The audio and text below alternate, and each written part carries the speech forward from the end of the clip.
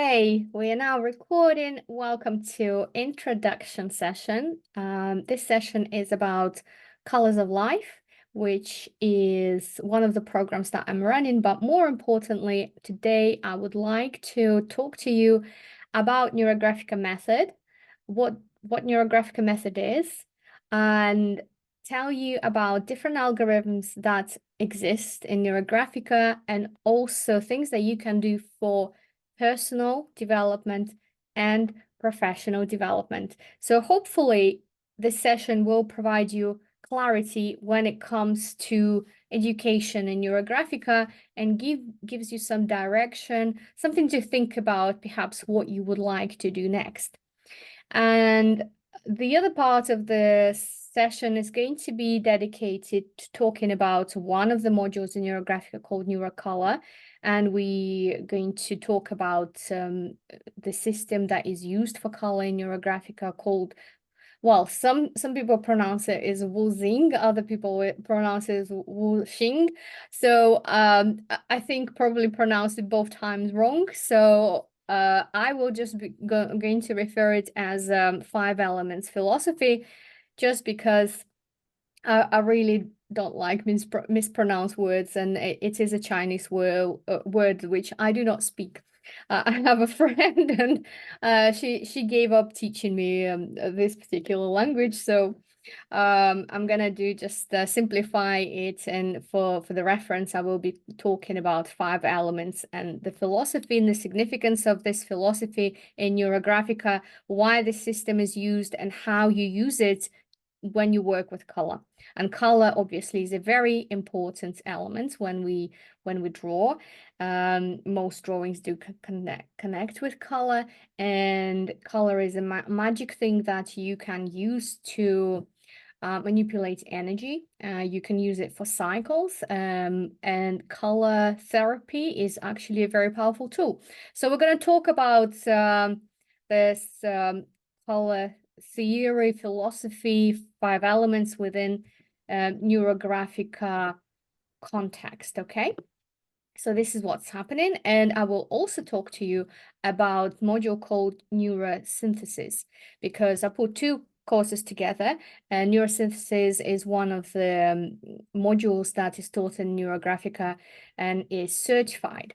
So let's switch to the presentation. I have allocated about 3 hours for the session, but I honestly hope that we get finished with it a bit earlier.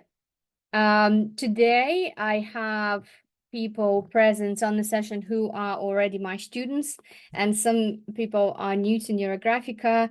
In the chat for me, please, if you give me an indication of your level in Neurographica. Are you like complete beginner, YouTuber? Have you done maybe a basic user level, or have you done specialist certification, or maybe you teach learning to be an instructor? That would be really nice to know, kind of where are you at in your Neurographica journey. So maybe that will help me to guide the session better to your needs. And always feel free to ask questions. I will focus today on Neurographica method. And this is how this was born to begin with.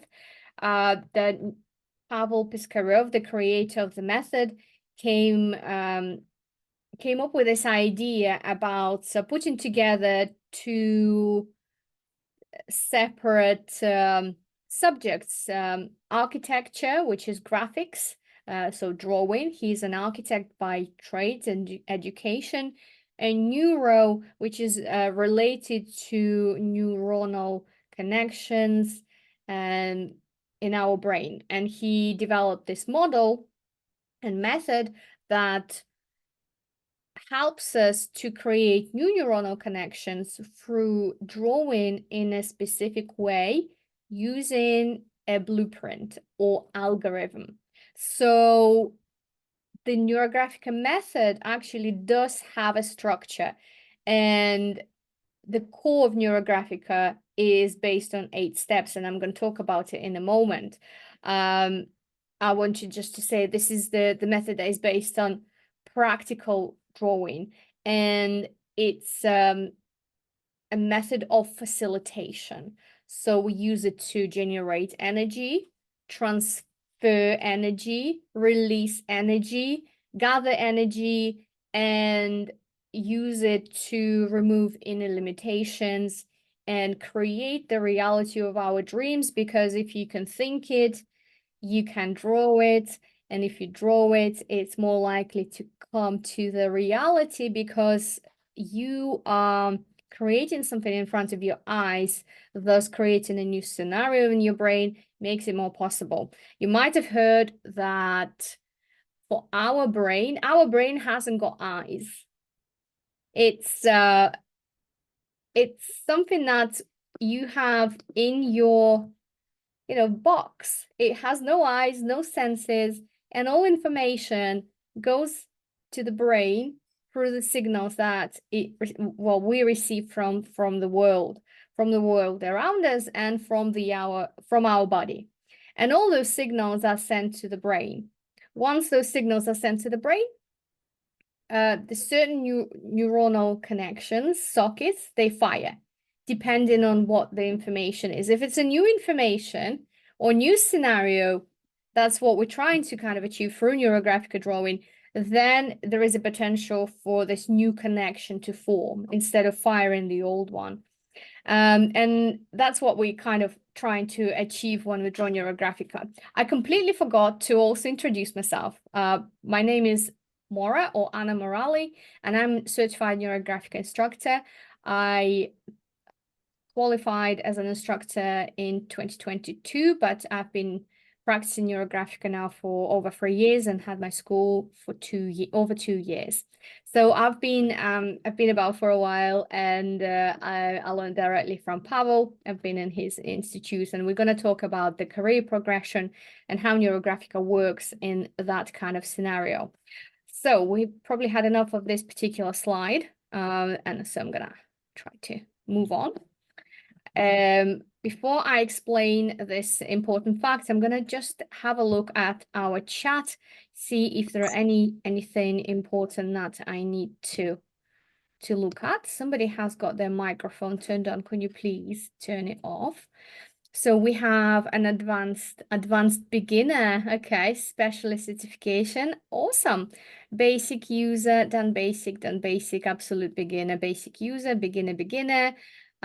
Complete beginner. Have done our one Neurographica drawing. Okay, so lots of beginners and lots of people who have done the first step, the first course in Neurographica as well.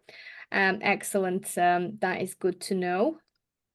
So the important fact, a lot of people actually don't know this, but Neurographica method is always based on 8 steps. So I just mentioned that there is like a blueprint. There is a system behind Neurographica method.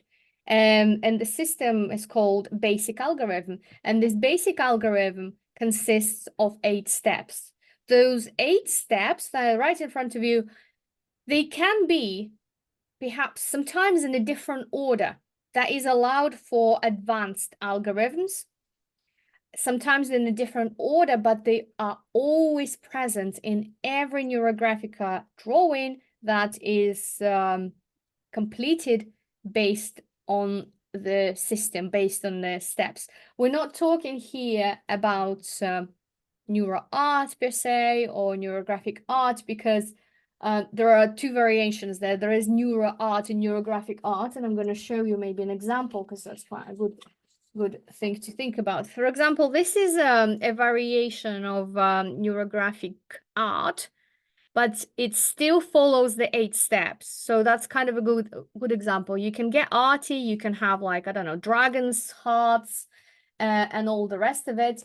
But you can still follow the steps and have all those steps present. And there are other works out there, neurographic art or neuro art, that do not follow the structure and do not follow any steps. Well, of course, it's a personal choice, first of all. Some people enjoy the system. that works. It's been proven that it works. That's why we love it, and that's why so many people using Neurographica daily in their life to change it, to improve it, to feel better, to release stress. For others, it's just nice to have something to draw. They assume the style, the look of the method, and they just turn it into art creation, which is also an amazing thing to do.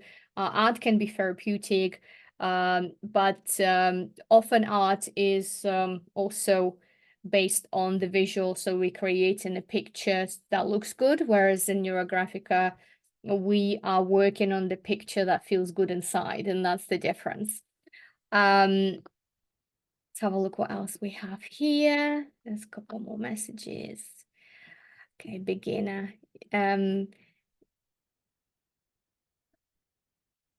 We have a question about specialist level. If I finish specialist level, can I work with clients? Yes, you can. If you're a beginner, at the moment you can't, but when you finish the specialist course, you can. And we are going to talk about it as well briefly. So wanted just to talk to you about these 8 steps, and you can recognize them in the drawing. The topic and theme is that's the intention that we set in the beginning. The composition can be very different. For example, this is the composition, you know, with the dragon and circles and lines. And this is the composition with hearts and the spiral. And this is the composition where we work on the portrait with lines and kind of the composition part is what makes each drawing different from one to another, because composition is the combination of elements, lines, and figures that you put in there. But everything else is uniform. The theme we set up uniform, conjoining, rounding, we always do that. Integration is when we add additional lines to the background of your main composition, and then you add color to it, and it's called archetyping. And archetyping is going to be quite an important step today because we are talking about color. Field lines are those big fat lines that you see on pictures, so they're there for a reason. These are the lines that connect you with the divine energy, with God. And a fixing is our way of choosing what's the most important on the drawing and bring it to conclusion. Style is where your heart sings and you make your work beautiful, and for everybody it's a different level. Some people spend hours on styling, adding the shading, the depth into their drawing. Others just look at it and they love it already by the time they finish fixing, and they don't do much in the styling.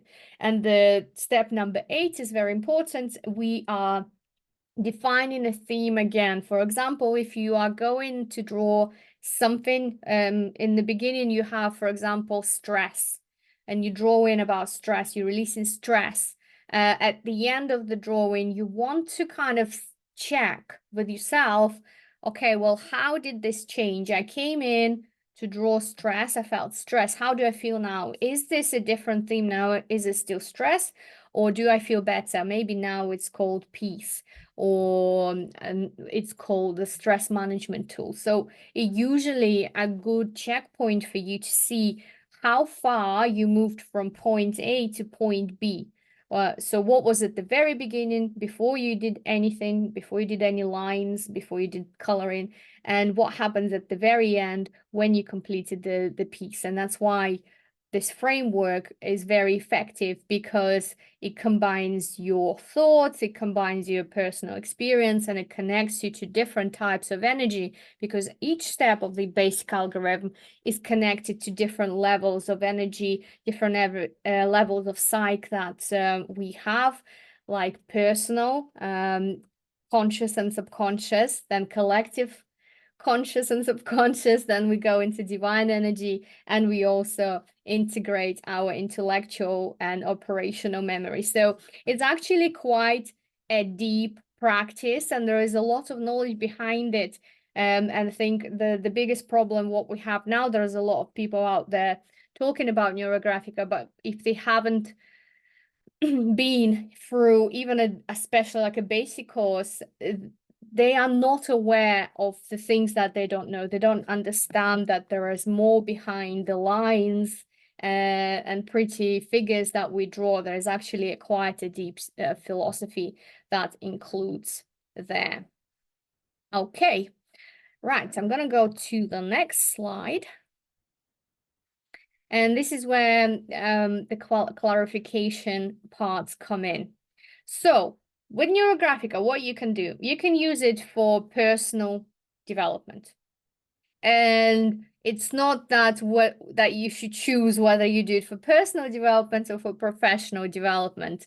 I think personal development is the step number one, and it's the important one, because what is the point going into professional development with Neurographica if you haven't tested it on yourself, and if you don't have a strong belief that Neurographica works?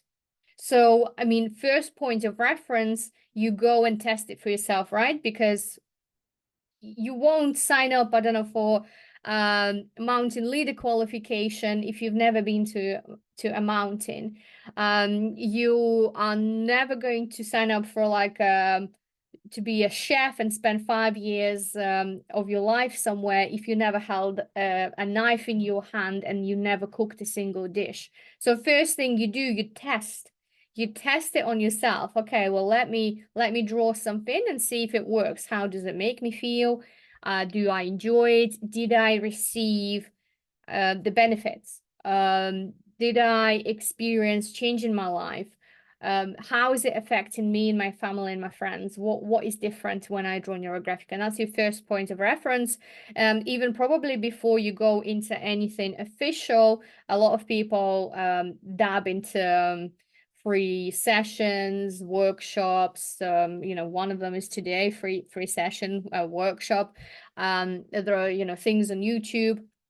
I just would like if you actually inclined of learning from good people, make sure that they've been certified. I'm not saying come and just learn with me, but there are really a lot of good professionals out there on YouTube as well with a lot of free stuff who are certified, who have experience, who have courses and workshops, so at least they know what they're talking about. So just be careful how you choose the free materials. That's all I'm asking. Don't learn from somebody who just had one lesson themselves somewhere, and then they come and teach the masses because they have a big following on their channel and they just do like a fun drawing. Because ultimately, if you want to learn anything, why would you not learn it from the source or from the person who is trained? Is like with anything. If you want to a law law advice, you're going to go to the solicitor. If you want to have medical help, you're going to go to the doctor. Well, preferably. I hope you do anyway. Anyway, so let's have a look at official certified Neurographica courses, or /algorithms, they're also referred to, for self-development. Why for self-development? Because none of these courses give you the right to teach Neurographica or use this algorithms outside your personal development. So that kind of your choice, and a lot of people come and do them because they love Neurographica and they just want to explore and do all sorts of different things because it's so deep. There's 9 programs there. Look, obviously Neurographica basic user level is probably the most known and famous one because this is the base and the entry level into others, into the other 8. So this first one, oops, haha, not allowed to click. So the first one, Neurographica basic level, is your Neurographica essences. This is where you learn your very basics and algorithm for removing limitations. And without algorithm for removing limitations, you might as well not bother with the rest of them, because that's your foundation and your preparation to any other practice. It's like if you putting on new clothes, I don't know, going for an event, the first thing you do, you go in a shower. You clean your body, and then you go and put your nice gown. So basic user level, it's the equivalent of that shower. You clean your body, you clean your mental state, and you prepare yourself because it helps you to gain some like balance, some perspective, and remove limitations and remove those edgy feelings, anxiety, etc. So you actually then able to go into growth. It's about balancing the lower chakras, really. If you're talking about chakras, about energy, basic user level is about, satisfying your basic needs on emotional level. So then you are ready to actually consider anything else, consider the people, consider growth, consider your heart, consider relationship, and so on. And then very quickly, I'm going to go through the rest of them. So they're classed more like an advanced level modules. And each of them is independent and teaches completely different things. They can be taken in different order. Majority, I would though recommend perhaps do the neurocomposition where possible next, because it gives you full range of Neurographica figures and alphabet. But Neurographica learns about triangle squares and important aspects of composition principles, abstract drawings, how to build a drawing to maximum impact, how to use multiple objects on the page. Because at the first level, we tend to work with one figure only. At Neurographica composition, you tend to work with up to 9 figures. After that comes NeuroColour, and that's it's highlighted because this is going to be the focus of our session today and the drawing today. We are going to be talking about Chinese 5 elements philosophy of Wuxing, and you learn how you can use the color for enhancing your life projects, relationships, and I was supposed to say health, but it says help, I guess. Yeah, and that as well. So for instance, today, I am already using the 5 element philosophy even before we started talking about it or doing anything. I'm dressed in metal. It's even sparkly and shiny. So I am assuming the energy of the metal. Metal is about structure. Before I sat down to the session, I actually changed right before the session. I asked myself what kind of energy I would like to project today with my delivery. And I realized, because there's a lot of information, and I wanted, first of all, to be clear and to bring clarity to people so they come out of the session, they understand what is Neurographica method, what algorithms are there available, and what kind of path they can take. And then they will find out at a deeper level about 2 of the modules that I am teaching today and starting on Monday, which is NeuroColour and NeuroSynthesis. So, and that's why I chose to dress in a metal in this one as well. So so the color can help me to be structured, direct, and to the point. And at the back of me is a green color. I don't always put the screen there. Sometimes I just have my room open, but I decided I'll be better with the screen because green is the color of wood. The color of wood is the cycle of is the color of new beginnings. It's the beginning of the cycle. And since this is something new that I'm doing, this is a new course I'm launching, I thought I would benefit from support of that energy. So together we are kind of putting that vibe out there already, and maybe even subconsciously you are reading the colors from the way I'm dressed. And we're going to talk about that when we start drawing as well, different in each color. I'm going to check the chat and I'm going to move on.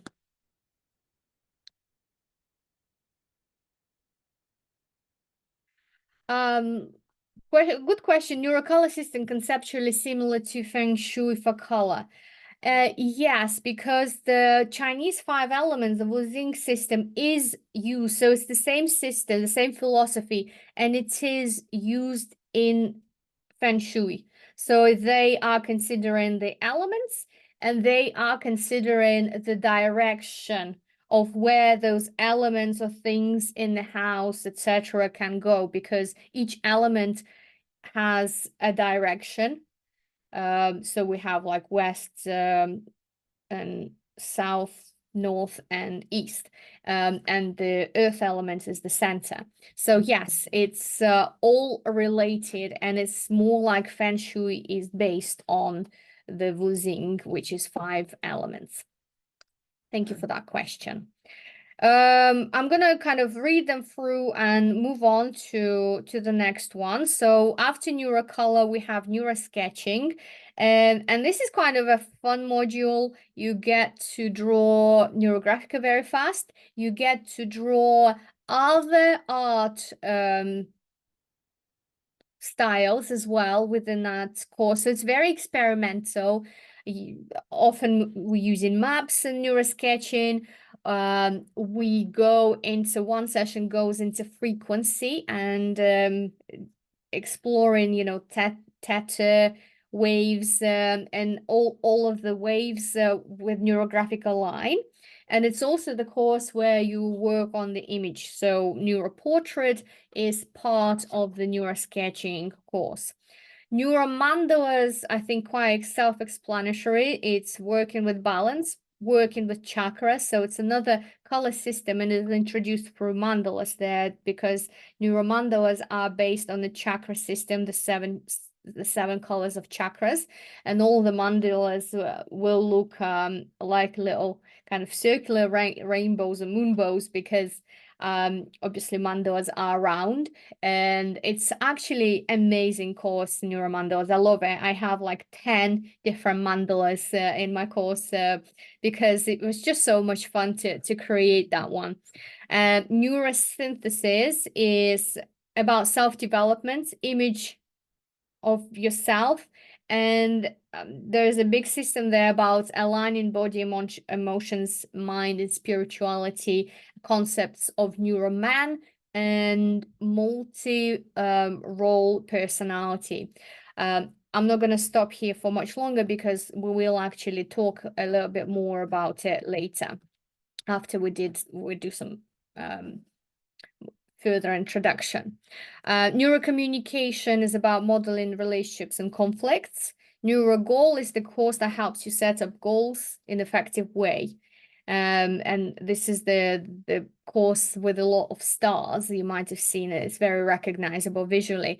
And NeuroTimeline is like a management tool using Neurographica, using a lot of timelines. And we're actually going to be sort of using that today, because we are going to do a timeline of our life, but we're gonna use 5 elements. So bear with me, because this session is largely informational, but we are drawing after this presentation.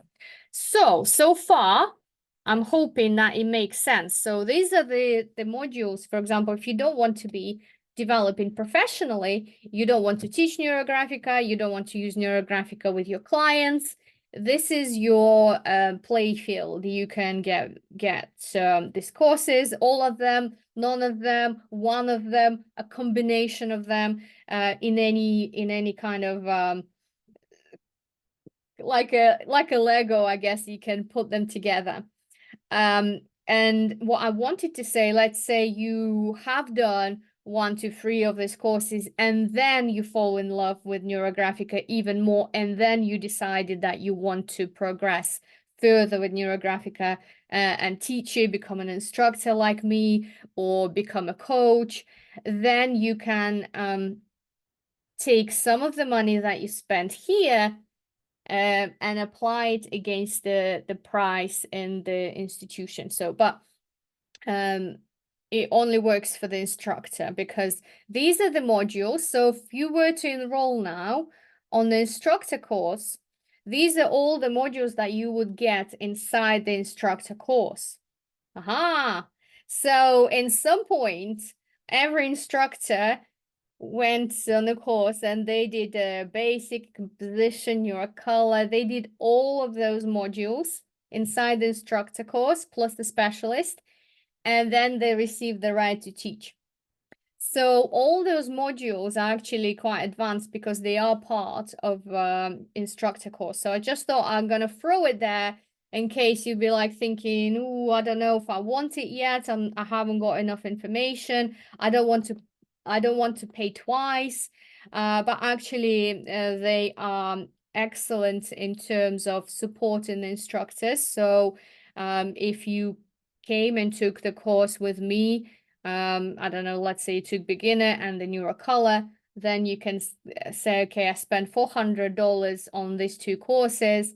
Can you please offset that price from the instructor course? And then they will minus it off and you will only pay the rest of the fee.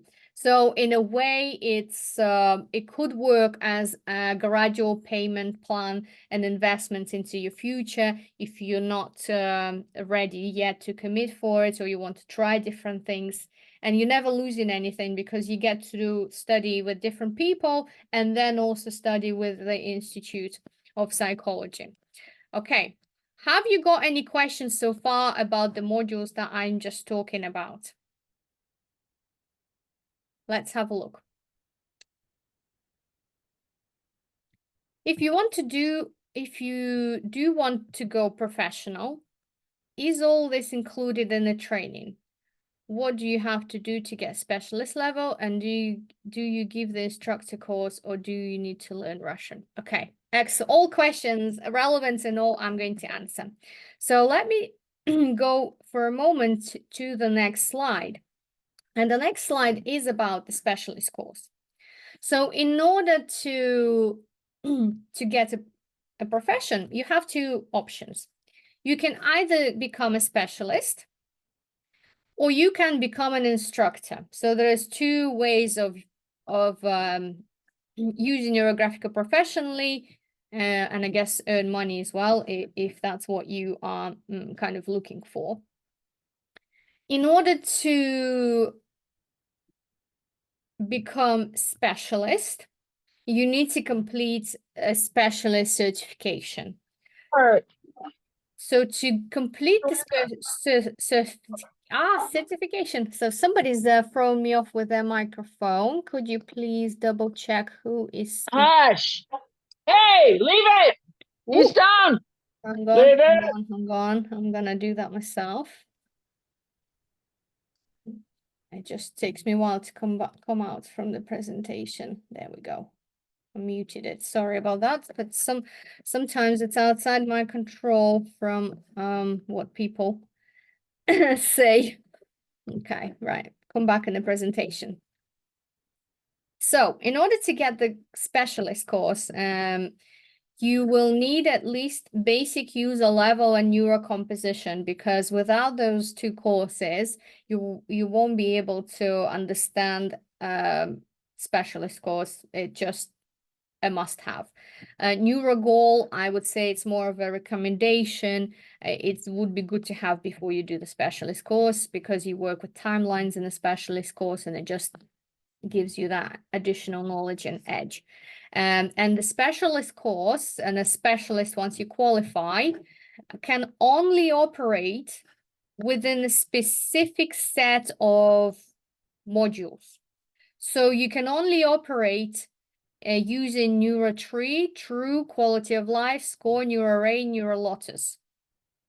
Sometimes there are a couple of additional ones that can be added, I think, at the different price level. But this is your standard, the standard specialist certification. So as a specialist, you will learn how to do NeuroTree, True, Quality of Life, only these ones.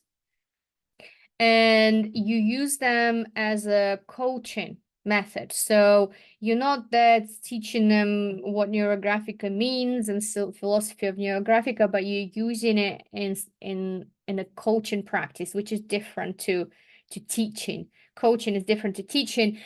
Specialist course works brilliantly if you already have some kind of practice going on. I know people who are Reiki masters, holistic practitioners, shamanic masters, human design, trying to think who else, hypnotherapists, psychotherapists. So often the people that are already working with others, art therapy as well, art therapists out there. So it works brilliantly for those who already have practice and have clients, because then it just gives you that additional toolbox to have another thing that you can work with people. You can also, at this level, offer workshops. You can, for example, run a workshop that is called NeuroRain, and you all together draw one theme, NeuroRain for money, planting money. Great. So you can gather people, you can do certain workshops, but you are not, as a specialist, allowed to teach any of these. Okay? Does that make sense now, the difference? But if you go and become an instructor, then you will have specialist course included with an instructor, so you will get all those coaching models, and you will get 9 modules taught at the instructor level as well. And then as an instructor, you can teach 9 of those modules. So these are the list. This is the list that I can teach you officially and issue the certificates from the institute. So we would have 1 certificate, with official logo, authorized by Pavel Biskarov and everything. So it's done in this way. But as instructor, you can teach that. You can sometimes do the specialist course, but you have to gain an additional qualification to teach specialist course. And there is only one place that can teach instructor course, and I've got the site here, which is an official site of the institute, because they are monopoly. They are it's owned by Pavel Biskarov. He's the creator of the method, so he does not give the right to teach instructors to anybody else. And there is a course for instructor in English. I think now I've answered all the questions, so let's have a look. Specialist level, instructor course. Yeah, you don't need to learn Russian.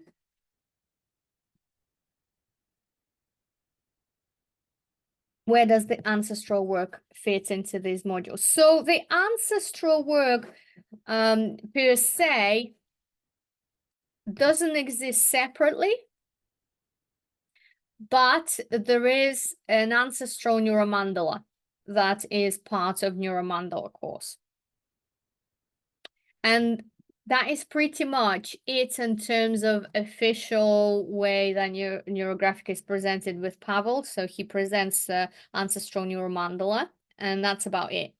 But there are people, again, for example, if somebody becomes a Neurographica instructor and they have the knowledge of ancestral practices or shamanic practices, there is that possibility that they're going to put 2 together.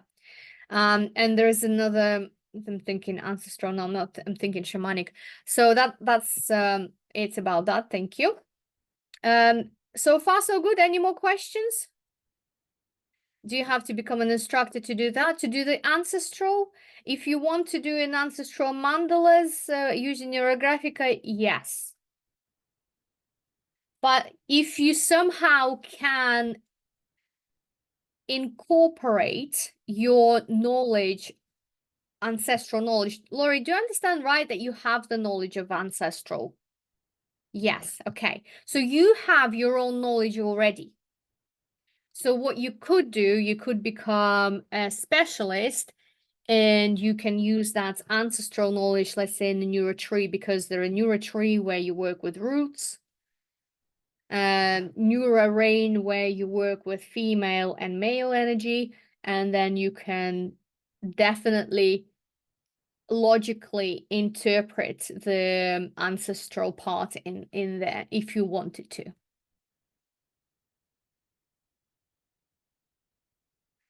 So, good question. Did you design some of the other courses you offer, like the Cells of Line? So, as an instructor, you have a right and opportunity to design your own workshops and apply different knowledges, and that's it's quite flexible. So yes, I have made I don't know how many now of my own different approaches. I've made my own mandalas.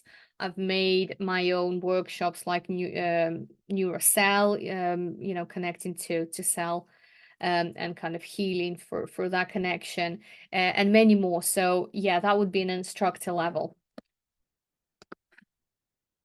Okay. All right, I'm gonna go and skip now to the next part because in about 12 minutes we're gonna start drawing, okay? And that means we might even finish a bit earlier today, so might not take 3 hours. So thank you very much for your understanding. I'm hoping that you are gaining some clarity and perhaps shaping some ideas in your head as in where you want to go. For example, my story was that I discovered Neurographica like many through a free workshop.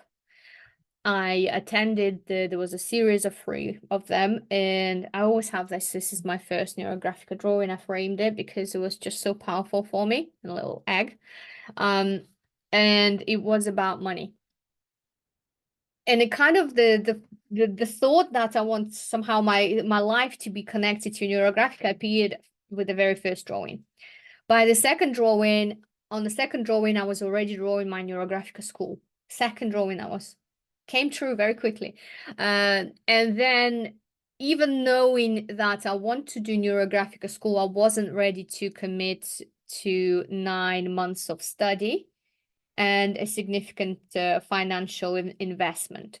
So I didn't try basic user level first, and then I did a composition, and I went to do a specialist course. And after doing those three, I enrolled to the instructor because I wanted to make sure that it's definitely a right thing for me. It's not a fling.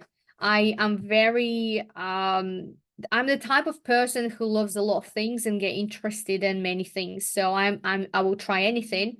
I'll pretty much I'll jump off the bridge. I'll fly with a parachute. I'll swim. I don't know. I'll try to go on the boat and rock climbing. So I'm quite adventurous, but then also I used to actually. It's not.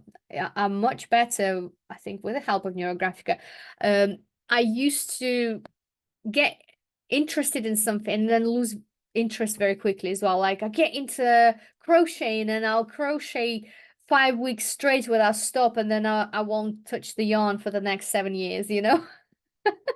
And that used to be everything. Like I grab something and run with it as this shiny thing, and I was worried that Neurographica was the same thing. That is it the shiny thing again for me? Is it this just new thing that I'm gonna play with for a couple of months and then I'm gonna lose passion and interest for it? I'm gonna switch for something else. So I had to really check it first, and you know yourself better. I'm not saying that you have to do the same.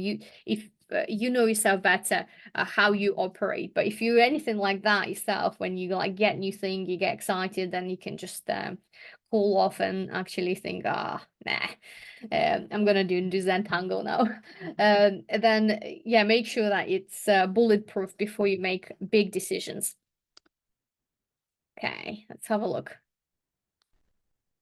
I've got one more question. Very interested to know more about applying Neurographica with money. Yeah. Again, loads of programs exist, and pretty much any algorithm and any course you can use for attracting money.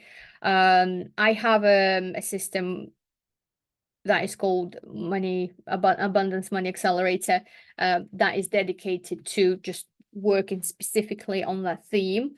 But you could do that, for example, Yeah, you could do that, for example, by starting on the NeuroColour course, and every drawing that you make, you set a theme that is money abundance or money limitations or getting rich, and then you work on that theme through Neurographica and through the algorithms that are offered on every level, because it's so versatile. It you can't say I can work on money mindset through the portrait, because that's the intention of saying I'm rich and I'm, drawing myself as a rich person, or I'm removing limitations that stop me from receiving abundance. So the algorithms are universal because you can set any theme. Pretty much there is no restriction where you say, oh yeah, no, you can't work on money limitations with the mandala, or no, you can't work with health using algorithm for removing limitations. Yes, you can. You pretty much just choose what you think, what appeals to you. Maybe the NeuroColour that we're talking today will appeal to you, and then you can work on your money abundance through that algorithm. So what I am starting today in this induction about colors of life, as promised, it's two courses in one. First part of the course is NeuroColour and the energy of color. So as I mentioned previously, we are using the Chinese philosophy and 5 elements, and it's more about how to use color as a system rather than, oh, let's color a pretty picture and I show you how to blend color. It will be partly a focus on the course because we do want our drawings to be beautiful. But more importantly, it's about, well, how color can influence my mind or impression about the theme that I'm working with. Like just even as simple as dressing. If I want to feel more energy, I can use the fire element that is associated with red color. Red color, by wearing red, you will feel more energetic. Even if you weren't feeling before, it will help you to tap into that resource. You might exhaust yourself by the end of the day by wearing red because, red, there is always that every color will have a tipping point. Would be a perfect balance, and there will be two ends. Too much fire will burn you. It will be burnout. Not enough fire means not enough energy. So we're always going to be trying to find that perfect place. How much exactly fire do you need? How much exactly metal do you need? How much wood do you need in your theme? And that's, for example, like that drawing was for my instructor course, and you could see all colors are there present: green for wood, red for fire, yellow for earth, gray for metal, and dark blue for water. And I was working on the theme, trying to use all these different energies. Some of them are opposite energies, but in balance. And it's about balance and cycle and how you can do that in your life and your theme to attract money, to attract a good partner, to create harmonious relationships and help yourself with health.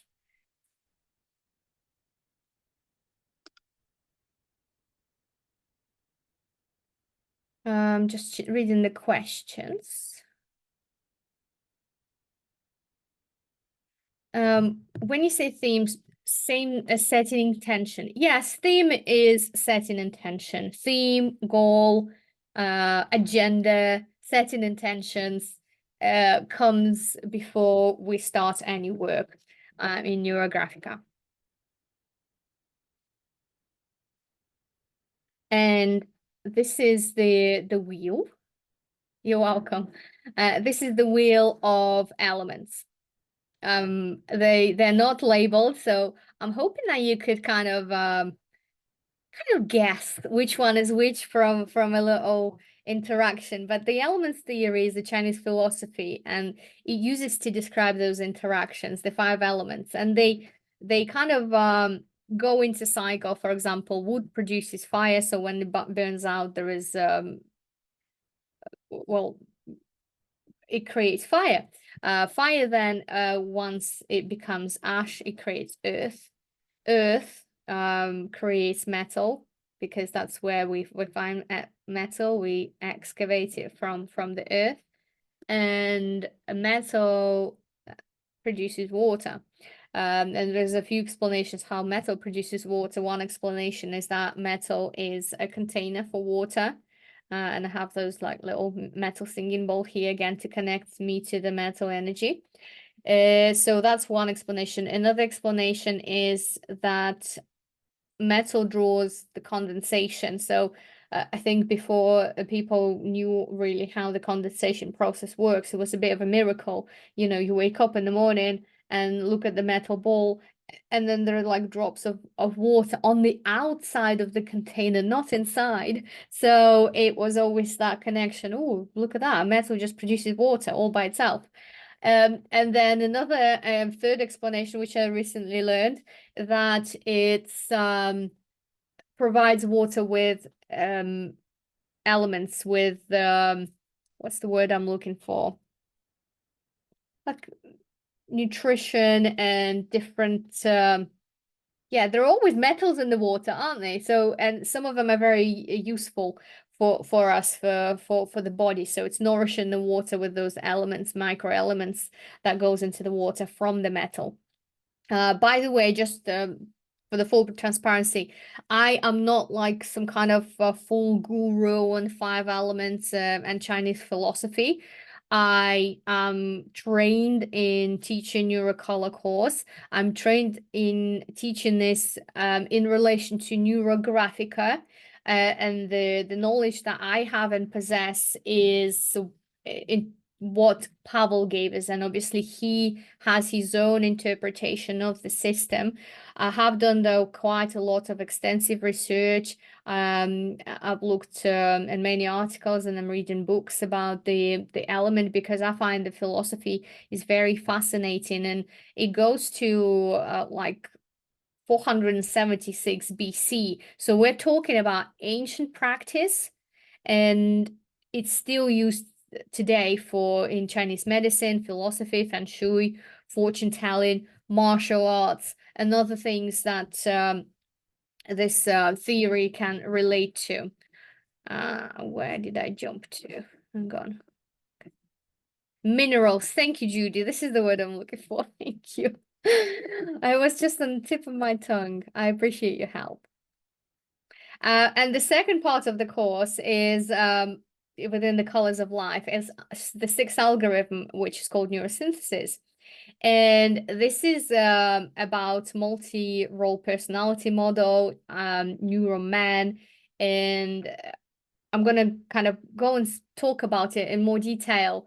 But the reason why I put two systems in one, two courses in one, is because the five element theory and the color theory only applies on the fifth step. You know, when we start adding color, this is when it comes in. It's like, oh, what color do I use in my drawing?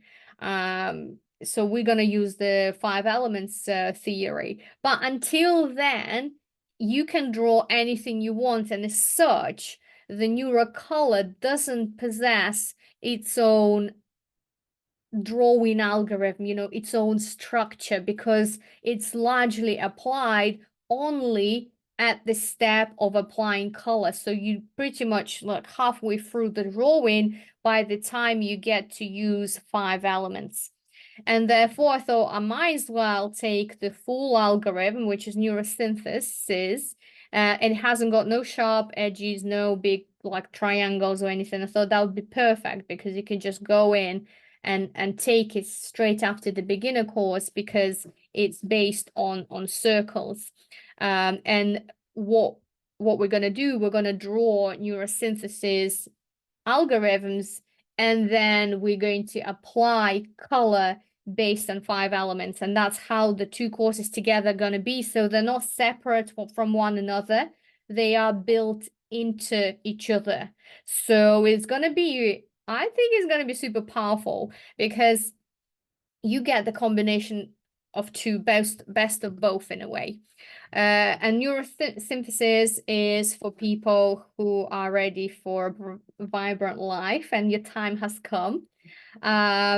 If you are ready to step into different new reality with the practice, and for those who are tired of excuses of for learned helplessness, learned helplessness, it's a word that Pavel uses very often in his description. It's something that we learn when we grow up, that we learn to be helpless. I think it comes across very much in children, but then sometimes we forget to develop out of it. For example, my child, one of them at least, he's perfectly capable of making a toast or jam and toast, but he doesn't do it because he has this learned helplessness. Because if he comes like saying, "Mommy, I can't do it, I can't find jam, I don't know where we keep the knives, I don't know anything, I'm gonna be burning my fingers." So this is his strategy, because he doesn't want to do it, not because he can't, but because he learned that if he appeared to be helpless in some way, that somebody gonna come and rescue him, which is me. And I was like, "Oh, okay, well, look where we keep the jam." Sometimes I can't catch myself and it's like, "No, come on, there's the bread, there's the jam, there's the toaster. Now you know where everything is, you can still go and do it yourself." But if I'm in an autopilot, in a mom mode, I'm just gonna grab the bread, throw it in a toaster, spread it quickly, and it's gonna take me 2 seconds. And obviously, he's gonna take 15 minutes and make a massive amount of mess. So sometimes you just have to pick your battles. Yeah, Aka victim mentality, a bit of laziness, exactly. So if you kind of don't want to be in that place, or think you're out of that place, then it'll be good class for you to join. The goals of the course will be to boost motivation, advance career with conscious efforts, expand your vision and awareness, strengthen desire, intention, and willpower, and feel alive with drive and energy. It's quite a powerful course. Results are here: entering an awakened state, increase in the tone of all the systems, dissolving fear and gaining clarity in what you want and who you are, and growth and accumulation of the sense of power. So obviously you're taking things into your own charge, and you are the maker of your reality. These are the examples of the drawings that we will produce throughout the course. So neurosynthesis I put here with NeuroColour. Actually, these are not using yet the colors here. I wasn't applying the 5-element system, so I'm actually excited to do that. I am going to be as much as experimenter in combining the two elements courses together, because I've done the neurosynthesis separately, I've done the NeuroColour separately, and I'm excited to do that fusion, the synthesis of two. And these are the 4 live sessions that we're going to have. And let me just introduce you each of them individually, because the students of the course, they haven't seen the curriculum. And then this is my opportunity to invite people who might be curious, and also for my students who already enrolled in the course, to actually tell what is going to happen to them. I appreciate your trust for this new product. I know we're just launching. We all a little bit of plain pioneers in this sense. Reminding the layout of the sessions for this particular program. We have one session today, which is Saturday, open introduction. That's why we have new people visiting, and also this video will be posted online. And then the next session that is going to be a closed session for only people who enrolled will be on Monday. We're going to be drawing straight away our first algorithm, and we're going to have a second session the week after, after which we're going to have a week off, a well-deserved week off, because it'll give you an opportunity to catch up on the first 2 weeks if you were struggling. There were also going to be some recordings that will be produced on the days as well. So who's got the microphone again? I'm like a microphone police. Sorry. I'm gonna go back in. And then after 2 weeks off, we've got another 2 Mondays that we're meeting at 5 o'clock, British summer time, London time, whatever time. Each session is going to be between 2 to 3 hours, depending on how we progress, how many questions we have, what kind of discussion we have. And there'll be some pre-recorded material, because even though it's 2-in-1 courses, you're not going to get, it's not a compromise in terms of knowledge. It's going to be full knowledge on both fronts.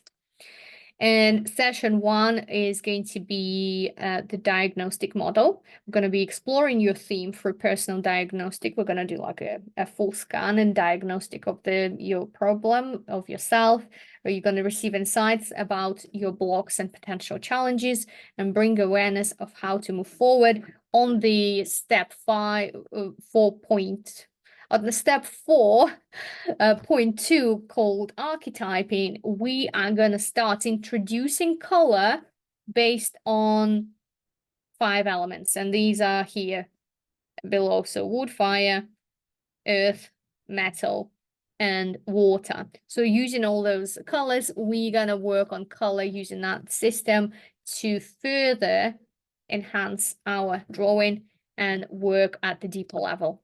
The session 2 will be the balance of bodies, also known as NeuroMan. And we are doing the alignment of your body, your body, your physical body, your emotional body, your mind body, and your spirit body. It's like an alchemistry of harmony. And this alignment can be used for many things, including partnership, problem solving, health problems, personal growth. The list is not limited. It's just an example of what you can do with that. Session 3 is expanding on the NeuroMan and 4 bodies, but as you could see here on the picture, there are multiple figures, and this is quite a powerful session, because not only you aligning yourself into that NeuroMan system, but you also introducing other people into the picture. So here you can add and tap into the energy of your mentors. You can connect at the deeper level with your partners, and you can attract your clients and whatever else you might be working on. It's hard to give an example without an actual theme. But I remember drawing me maybe as an instructor of Neurographica, and there'll be, Pavel Piskaryov here, one of the models in the drawing. Then there'll be another influencer who is doing really well in regards to Neurographica, and there was somebody else, I can't remember the third figure. But then this is what the drawing is about. So it's quite an interesting design and working with energy. Multi-role personality. Sorry, I didn't notice that I didn't change the title here, but this is the multi-role personality, and this is yourself in the middle, and you're going to explore 8 different roles that you play within your theme. So whatever intention you set in, let's say you want to be a businesswoman, then what kind of roles you are playing within the business woman criteria. So you're going to be like a bookkeeper, you're going to be a market researcher, you're going to be a sales manager, you're going to be a web developer, and all that. Like you find the 8 more important, the most important roles within that model, and then you kind of figure out the dynamic of those roles for you for the best outcome. And then there's at the stage again where we applying color, you are going to enhance that energy with fire, wood, water, metal, and so on. And that is the end of the presentation. Whew. My voice actually feels the pressure, because I talked straight for a whole hour, and Yeah, 10 minutes. I allow a couple of just minutes to breathe. I need to drink a little bit of tea and eat a bit of chocolate. Do you have any questions so far about anything that I've done? We've done Neurographica method. We've done modules for self-development, modules that are included in Instructor course, and what you get as a specialist and the rights of specialist and what the difference. So we discussed that, and I talked to you about two models so far, two modules in Neurographica, which is NeuroColour and NeuroSynthesis. So they are part of Neurographica Instructor course, but they also part of separate modules that you can learn for self-development. Well,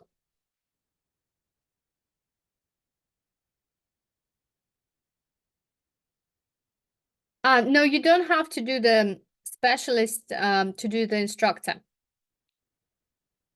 You can actually go straight to instructor because everything is included inside the instructor.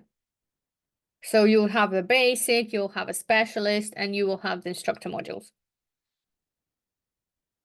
The question is, the full price of the instructor cost about 6,000 euros. Well, it varies depending on how early you sign up for the course.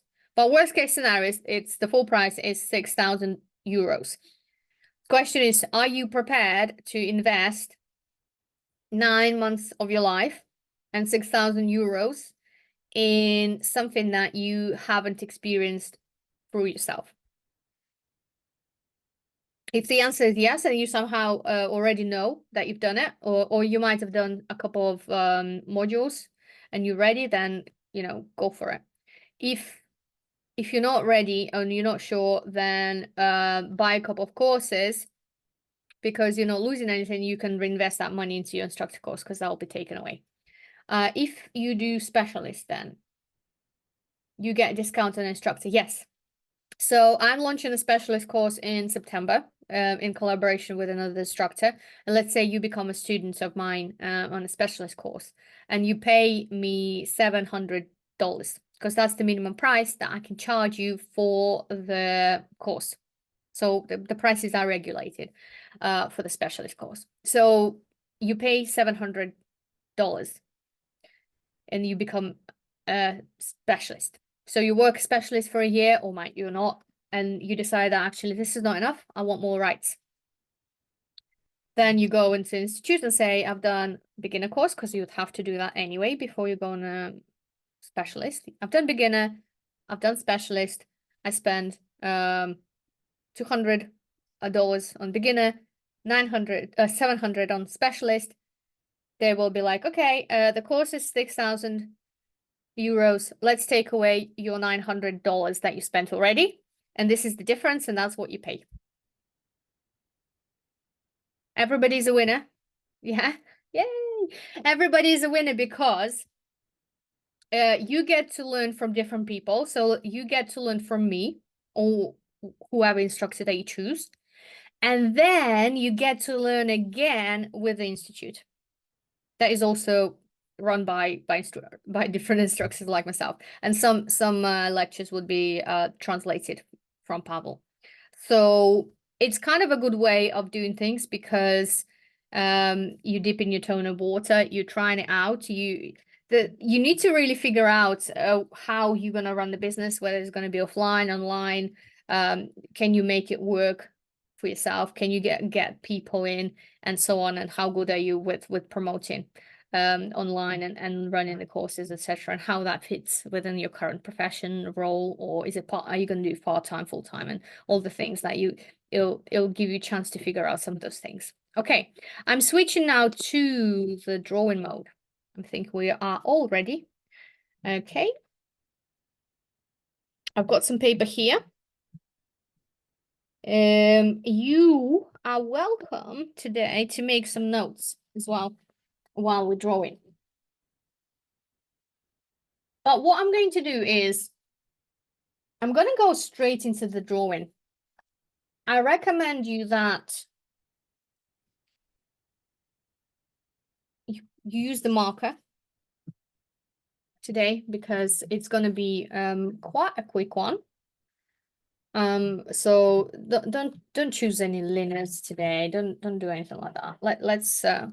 Let's be classic neurographic drawers, and let's do the mark. Especially there's a lot of beginners here today. Can't recommend enough and repeat enough that you know, don't rush into drawing with advanced tools. Get your stuff first at the basic level with the marker. You get to use your liners, liners, the thin tips a bit later in the game when you've done 40 to 50 drawings and you kind of become a bit more proficient in the line production, etc. One more question and I'm gonna dive into the NeuroColour theory. I'm doing a user course with some Russian lady. I love that. Some Russian lady working on getting the certificate there. I'm thinking about signing up for the specialist with you.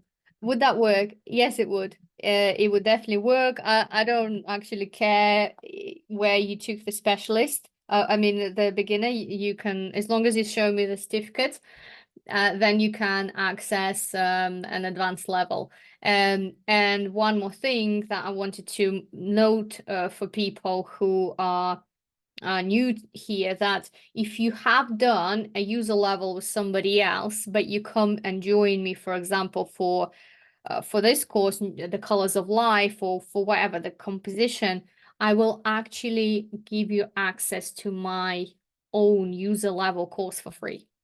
Because you've already done it, and then you get an opportunity to learn with me, and I teach differently to other people. I can guarantee you that. It's not my words. These are the words of the students who's done the same, who's done different courses. So a crash course on the elements.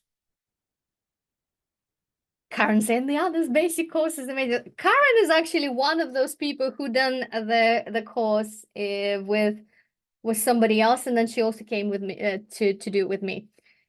So thank you, Karen, for the compliments. But let's dive in now into 5 elements. I'm gonna give you very quick intro so you have an understanding of what we're doing today. So 5 of the elements: wood, and it will be represented with 2 colors today, and make sure that you have them nearby, which is green and blue. Fire, which is pink and red. Earth, brown and yellow. Metal, rusty orange and gray. And water, black and dark blue. So how does this even work?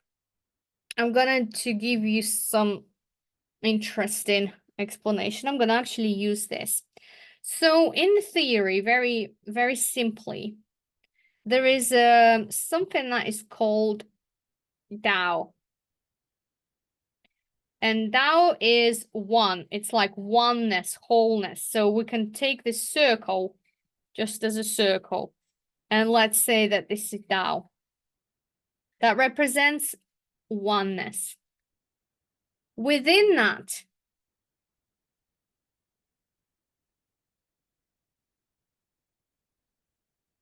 there is then division for yin and yang, the dark and the light, female and male, the day and night,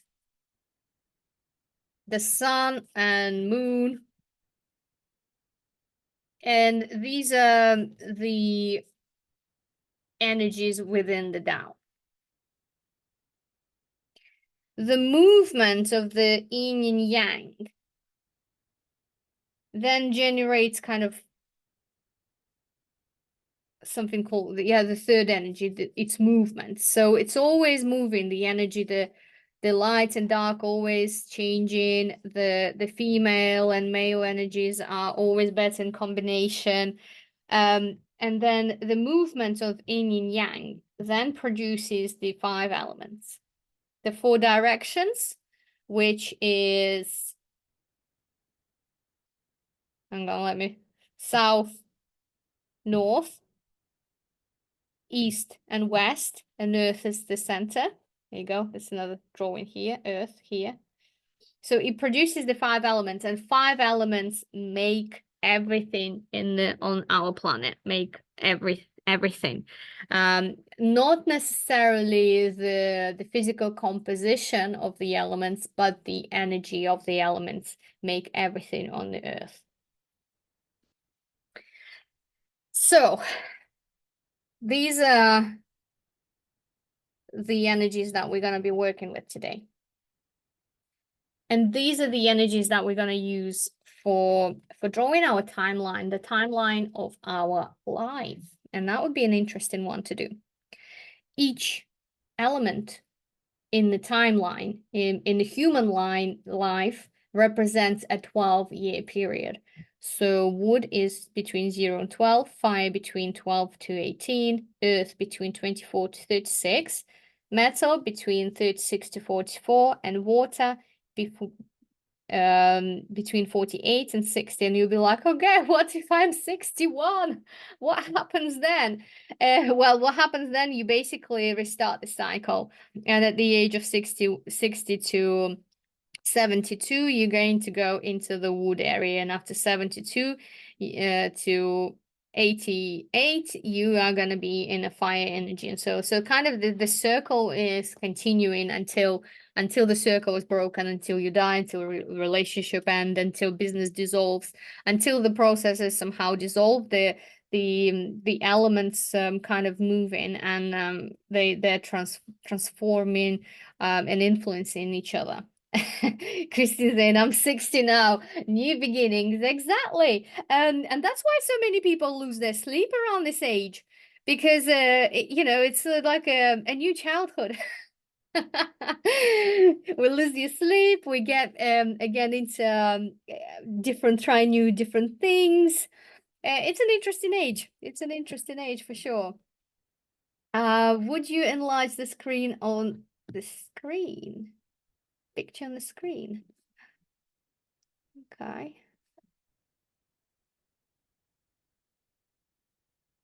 Is my picture not whole?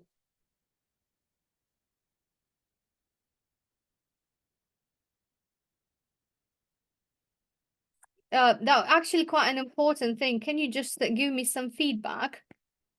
I see a big picture. It's a full screen for me. I see a big picture. Oh, good. Thank you.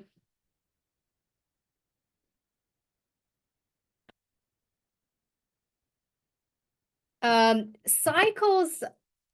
No, I'm going to explain, Judy. So the cycles in human life, this is just talking about life expectancy in actual human years, are 12 years. So they're not 10, they're 12. So 12 of each of them. But in anything other cycles, the timeline can change. For example, if we are going to use the relationship with a partner, these stages can move rather quickly. For example, at the wood stage, you are meeting somebody. You might go at the first date, and you frankly who really get into each other and fall in love and go very quickly into fire, where it's all wild and passionate and amazing. Yes, Linda knows what I'm talking about. I used to do that a lot in my teens. There was pretty much no wood stage for me anyway. It would be wood or nothing, or it would be wood and straight into fire. There was nothing in between really. So, and the fire stage can last between usually a minimum of a year, hopefully, but could be 5 years. In some relationship, depends how what the dynamic is like in the couple, depends how much they are supporting their fire between each other. And then at some point, if the relationships are successful, they are going into the earth element, which is more about grounding. So they're settling in. They may be moving in together. They have less sex, but they have a deeper trust and connection. And then they go into like metal phase, where it's a bit more autumn of their relationship. It's more structured, there is a routine, things are on rails, they're going. And then it comes winter in the relationship. So this can be quite cold. A lot of people separate within the water stage because it feels that they disattached. So if they don't work through that and add some fire into the water stage of the relationships, they don't manage the relationship could die here because the people kind of become estranged. And if they overcome that stage, they go into the wood phase, where they're like, "Ooh, let's rediscover each other. Let's play a bit. Let's see what else happens." And then they can rekindle the fire, and then the cycle can start again. It's not always as like straightforward like this. Sometimes we can get stuck on the certain age or the certain cycle. And if we do that, if we don't live our life according to the cycle, it kind of backfires us in later on. For example, people who didn't allow themselves to do some crazy stuff in the age between 12 to 24. They didn't have enough fire. They were maybe got married soon or in career or got very serious, and they didn't meet some of their needs in their fire element. This can backfire them into autumn, when they arrive here and they start questioning and start evaluating their life, thinking, okay, well, what have I achieved? They might realize that they haven't lived yet. And then there is a middle age crisis strikes them very hard, and they all of a sudden start doing some very strange and irrational things. Why this happens is more than likely that they didn't allow themselves to live the energy that they were supposed to be doing in their crazy years. So quite an interesting system. Okay. Right. I think that gives you a good, well, very, very narrow at the moment as an induction to the element cycle. And let's start figuring out some of it together on the page. First thing we do is set our theme. I invite you today to work with me and draw the same theme as me, because it's an introduction session. We are going to look at our life as a whole. And it's going to be a very useful practice, regardless of what your intention is for this particular course or for this exercise. Whether you join in or not, I mean, some of you are there already. It doesn't have to at the moment relate to the case. I want you to look at your life in general, and we're going to do those 12-year cycles and mark the interesting and important events on our timeline. So let's set a theme, which is called My Life. Yours will be the same because we're all drawing the same. Everybody's drawing their own life, obviously. We are using a new approach of setting a theme, a creative mood board. So make your theme wherever you like it on the page, and use the whole page when you write words, so it's expressive. I'm gonna set 2 minutes. And what you need to do, exercise called 20 words in 2 minutes. I would like you to write everything that comes into your head in the next 2 minutes. Please don't limit yourself. 10 words is not enough. keep writing at least until you have 18. Okay, so don't count them at the moment. Don't like worrying about counting anything. Just write words, as many as you can. If you've never done this exercise, especially, just try to write words, as many as you can, whatever comes to you when you talk about life, your life. Give you a hint here. You can throw some big events in your life when you're writing, whatever comes to you here: marriage, birth, children, career, something. See what comes up to you. What life events come to you as you write this exercise. Do you understand what to do? Yes, no, yes, no. Yeah, I think yes. Yes. Okay, excellent. So 2 minutes and let's go.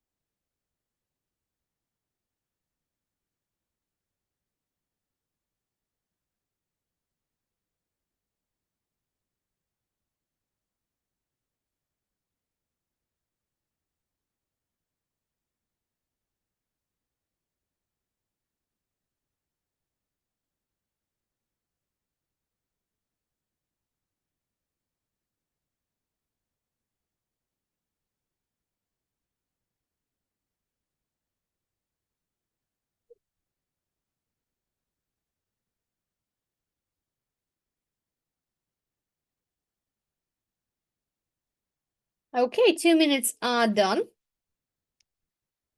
How did you get on?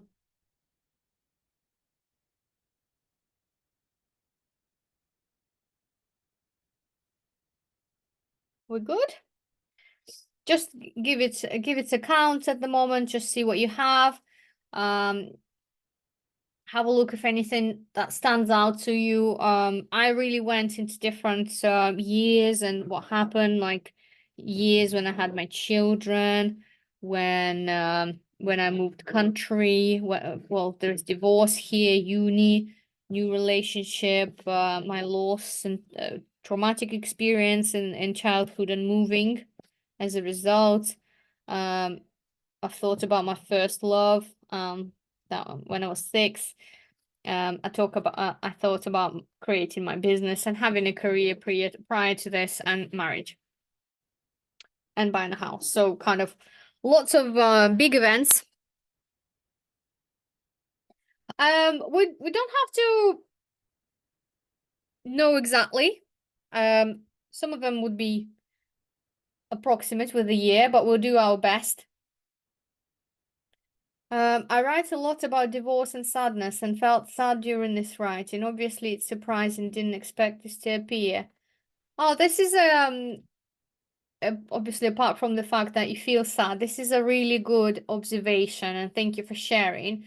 So, big part of when we draw Neurographica is always to check, how did this exercise make you feel? And if you're talking about life and now looking at the map of your life, perhaps some significant events in your life, how does that make you feel? For example, are you feeling quite proud? Are you feeling disappointed? Are you feeling upset? The fact that divorce came to the surface it means that this is something that bothers you or touches your soul the most at this stage in your life, and that means this is something that you still not over yet, and there's some distance for you to go in that direction. I'm actually, looking at it, there is nothing that particularly strikes me as a surprise, but I could say that I had quite an eventful life. And today, I'm gonna be quite vulnerable with you and share significant events of my life to show interesting occurrences and how amazing is the system and how it works in something as we all share human years. We are going to start by now drawing a timeline. This timeline is just a neurographic line that you go and draw across the whole page. Remember, it goes in a direction where you don't expect it to go, and it's just one line for now. This is your timeline. This is the place of birth. Let's give it a little bit of space. Over here, your what's the word? I can't pronounce it. Prenatal time, basically the time while you in your mommy's tummy and somewhere conceived over there, and then to the point where you are born. And then let's make the first step here on the line. This marks, by the way, would be different and personal to everybody because this is your life. So you might feel like your gestation period may be a bit longer or a bit shorter. And then we are all looking at different timelines here. Do we have a lot of people? I mean, actually, it doesn't actually matter whether or not you have how many people we have. If you are not 60 yet, I would allow the rest of this line all the way to 60. So I'm gonna kind of pop it down here. Feels like 60 is here for me. Just listen up for a second and then you do it. So if you, like me, you're not 60 yet, this timeline over here is going to be from birth to 60, and we're just going to leave a little bit of line. That doesn't mean you're going to like pass away here and that's it, your life is over. No, it just means the page runs out. And actually there is one of the Neurographica principles that the drawing has no boundaries. And ultimately I could take another page. I mean, it's not the cleanest page, but I could take another page and I could continue this line further, and create another picture with another 60 years on it. I'm actually planning to live till about 200. So, it's really only the beginning. I'm not even I'm not even halfway through, so I'm okay. People laugh at me, but I'd like to live till 200. That'd be awesome. You have to set the goal. Even if I achieve 75% of it, it'll be still pretty cool. So, 0, we could even label it gently to know where you are. So this is your 0, and this is your 60. For those who are 60 and over, I mean, this already allows some of the time, but if you're like into your if you're past 72, then you need a little bit more space after 60. Does it make sense? Because I want you to be able to fit your whole life in the page. So if you are 72 or 80, then you just need to put your 60 down here, then it's going to be your 72 down here, and then allows you a little bit more time for the future, that future that hasn't happened yet. And we're going to work with the 12 12 years cycle. And we're going to talk about different energies, and we're going to explore our life and consider whether or not our life is following the prescribed schedule as such. Because obviously some people will have slightly extended for example, wood area, or some people will stay in a fire a lot longer. Some people never come out of fire, and then they struggle with the life because it's time to grow up, it's time to settle down, and they can't quite leave that energy alone.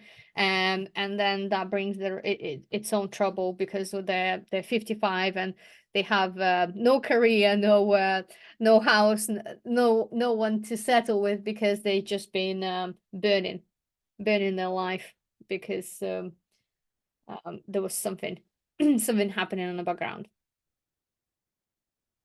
I'm 89 and apparently I'm at the far margin of the paper. I mean, excellent! 89! Woohoo! That's fantastic. That's so cool. You are in I'm trying to working out. So we've got 60 till 72 is the wood. And then 72 till, gosh, I can't even add 12 to the 72. What's going on with me? Yeah, 84. Yeah, yes, 84 is fire. So you're gonna be in the earth on your second cycle in the earth element. That is so nice. Karen saying, just wait till your body is aching at 60, bet you won't want to live till 200 then. Well, Karen, I have a plan. I have a plan. I'm trying to look out after my body really well for now, so I don't ache at 60. And that's the hope. Okay. Let's yeah, Tai Chi helps a lot. Okay, cool. For those who work in, well, for everybody who's working, we need to make sure that we have enough space to break it down into chunks. So let's do this up to 60 first, and then if you have more time in your life, you can break it down again. Linda is asking a question about the screen. I can't change my screen because it's already full screen. So I can't actually enlarge it in any other way because it's in the speaker view and it's with the pin, so it's full screen. There would be your personal settings inside your computer. I'm so sorry that you're stuck. I'm hoping that the recording will turn out well, and hopefully you will be able to see the full screen. Okay. Okay, excellent.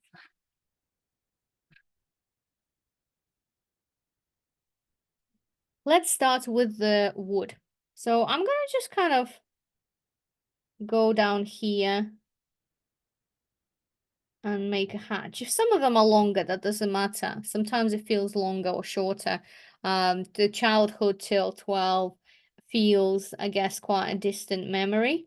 This is like your first big step. In between here, you would have a tiny cycle, which is the 6 years. So each cycle also comes into that.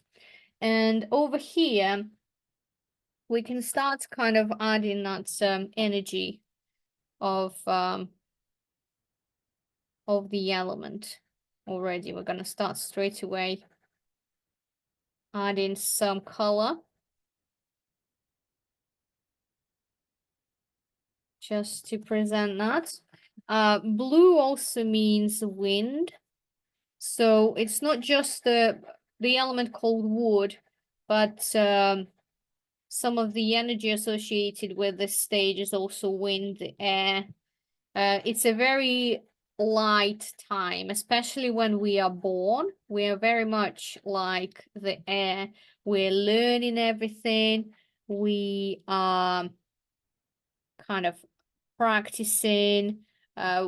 we are figuring it out, aren't we? So you can have a look at this timeline and consider maybe on some time there was something significant happened to you between the age of 0 and 6. And I'm just pinching one from my list. I really remember having my first kind of love at the age of 6. It was my classmate, and his name was Vasily. And I actually loved him till year 5. So it's quite a significant time to be in love with somebody at the age of 6. So till the age of 5, because in Russia, children start school later than here. And then I was drawing with the wrong tool. There you go. That's much better. So I put down here as my event, as my first love. You don't have to label it, but that's all I can really think of right now. Maybe it was a dog, maybe you had a sibling born at the same time, maybe there was something else. So have a think if there's anything significant happened to you at the age of between 0 and 6. 6 is kind of your transition point where from the wind you get into wood energy more.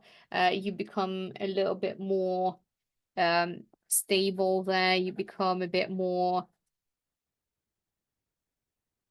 assured of what your interest might like. Some interest might be forming at this stage already. By the age of 12, you are coming to the age of teens, and you can kind of start to shape as a personality quite a lot. Before 6, they say, you know, there is quite a lot of flexibility inside.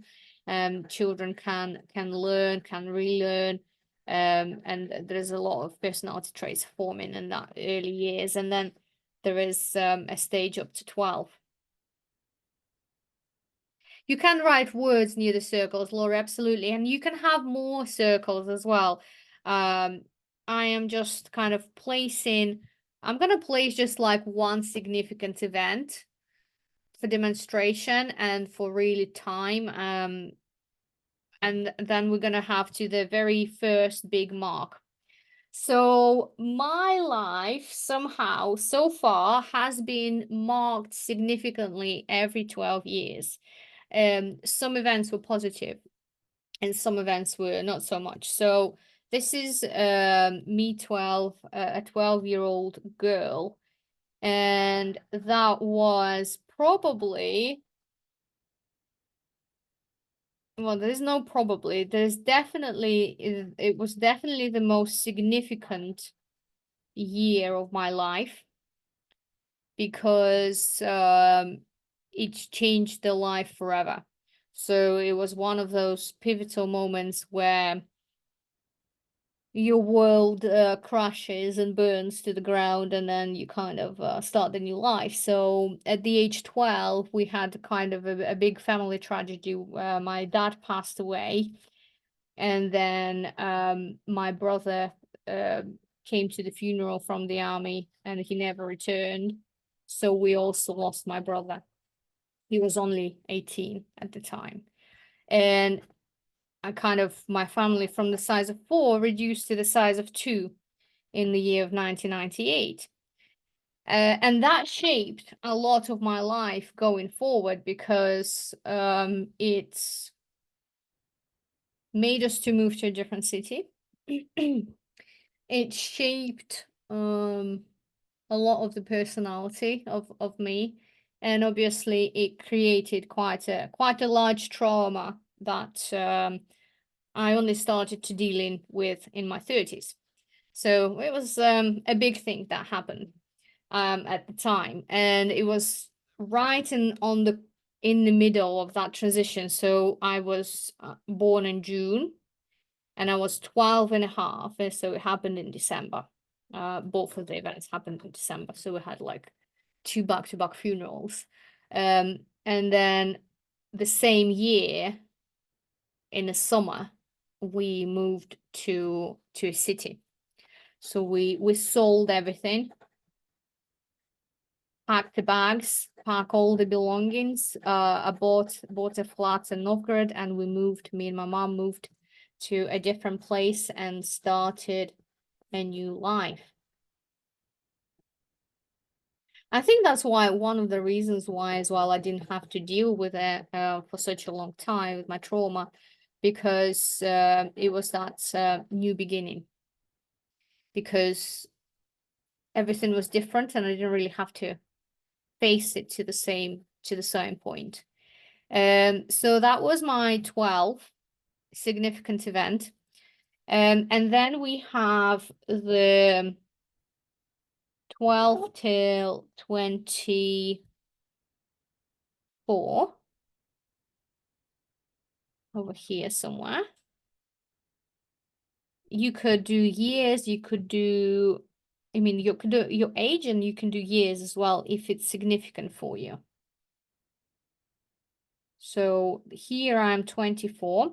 In between, we have also halfway period, which is 6 years. So here you are 18.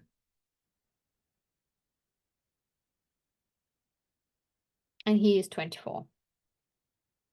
If you are between the ages 12 and 13, would that work in that place? Yes, because this is not like exact science. Some of these events can happen a bit before or a bit after. And you might find that nothing that drastic happened to you. I think my example is very much striking the way it is. And when I started learning this particular model and the system, I was really amazed. I didn't know any of this, and I was like, I can't believe all those things were happening to me at this significant years. I must have been moving with the energy, because I'm like a textbook. I was like, I now know about it, and I'm waiting for my 42nd birthday to see what actually going to happen to me again. So I'm on 48th birthday to see what is going to happen to me.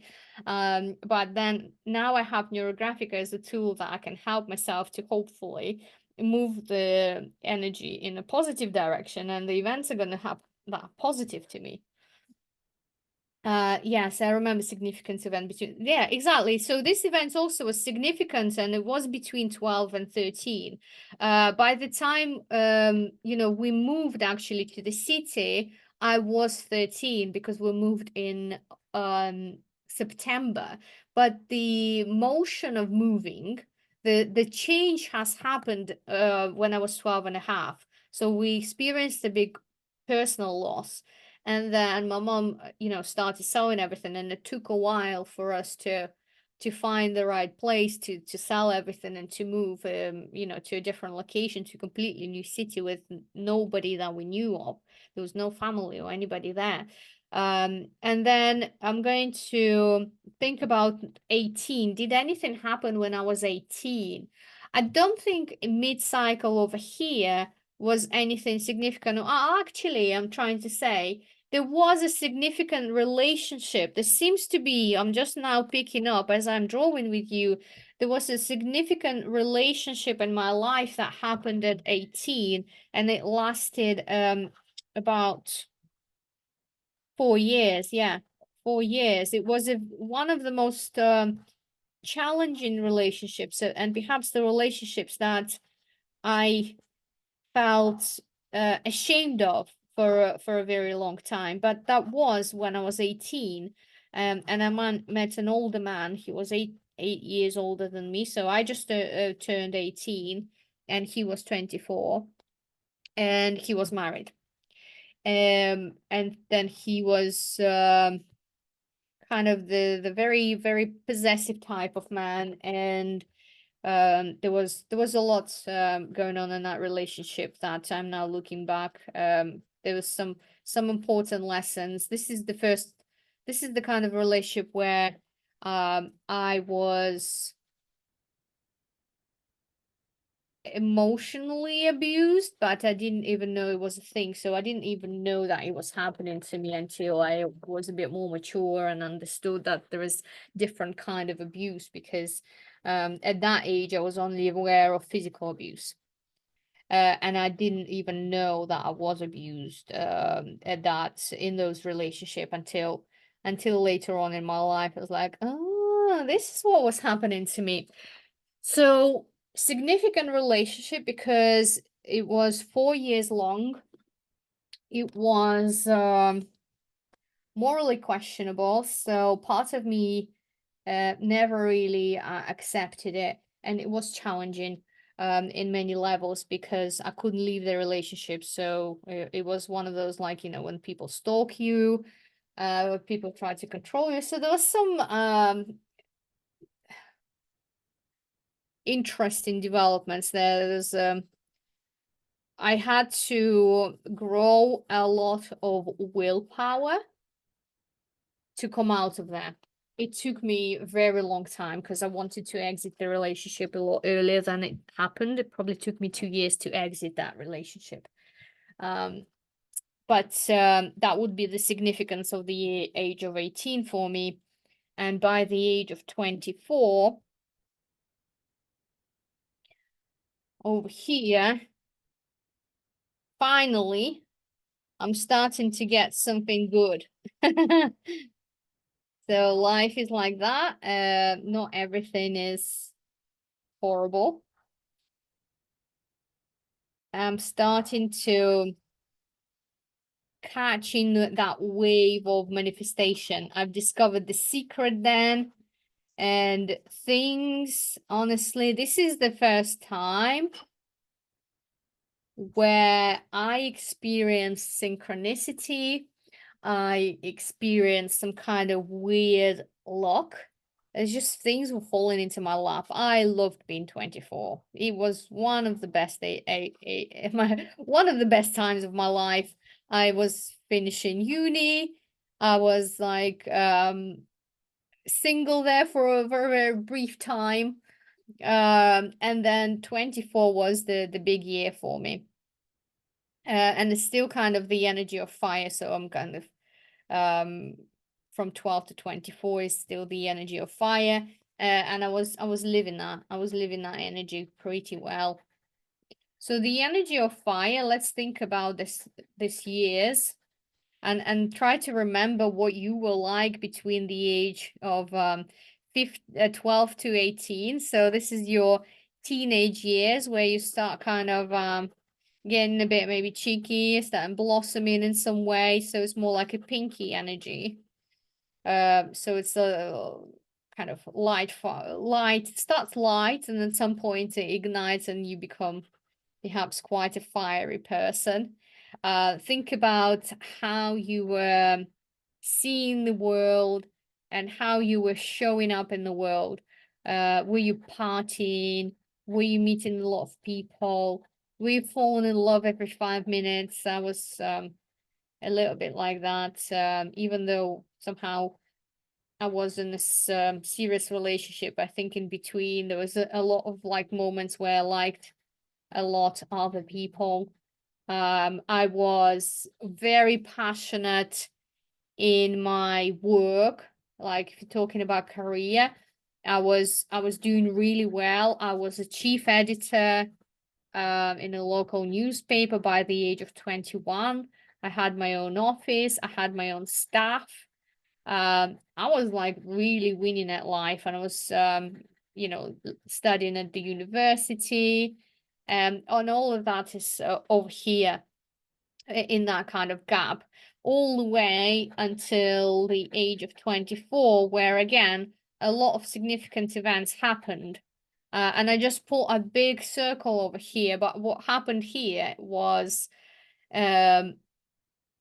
I turned 24 in June. I went on holidays in July with my friends, so there was my first ever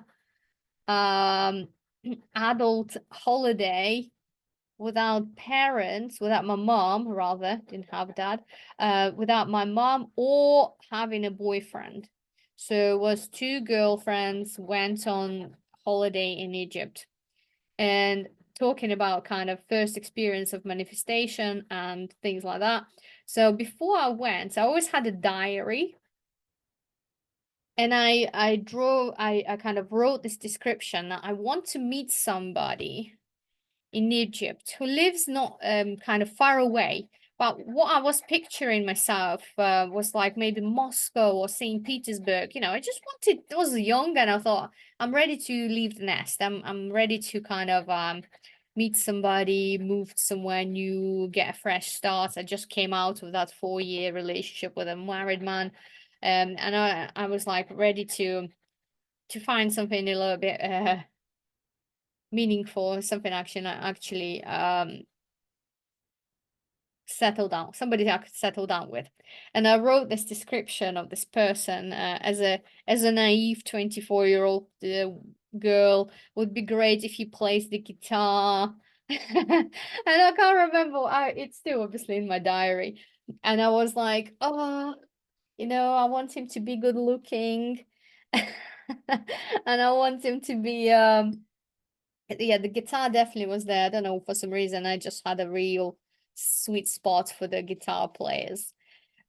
And I wanted him to be funny, and there was a couple of other things. There was nothing there to do with financial security or maturity or any other really good qualities that you probably would be looking in your partner. But nevertheless, I wrote it and I went to Egypt, and I went and I met there my future husband, who turned out to be slightly further away than I planned because he was an Englishman. And that's pretty much how it ended up being in England, because I met somebody in Egypt. I wished to meet somebody from far, far away, and I met him in Egypt, and we had a holiday romance at 24.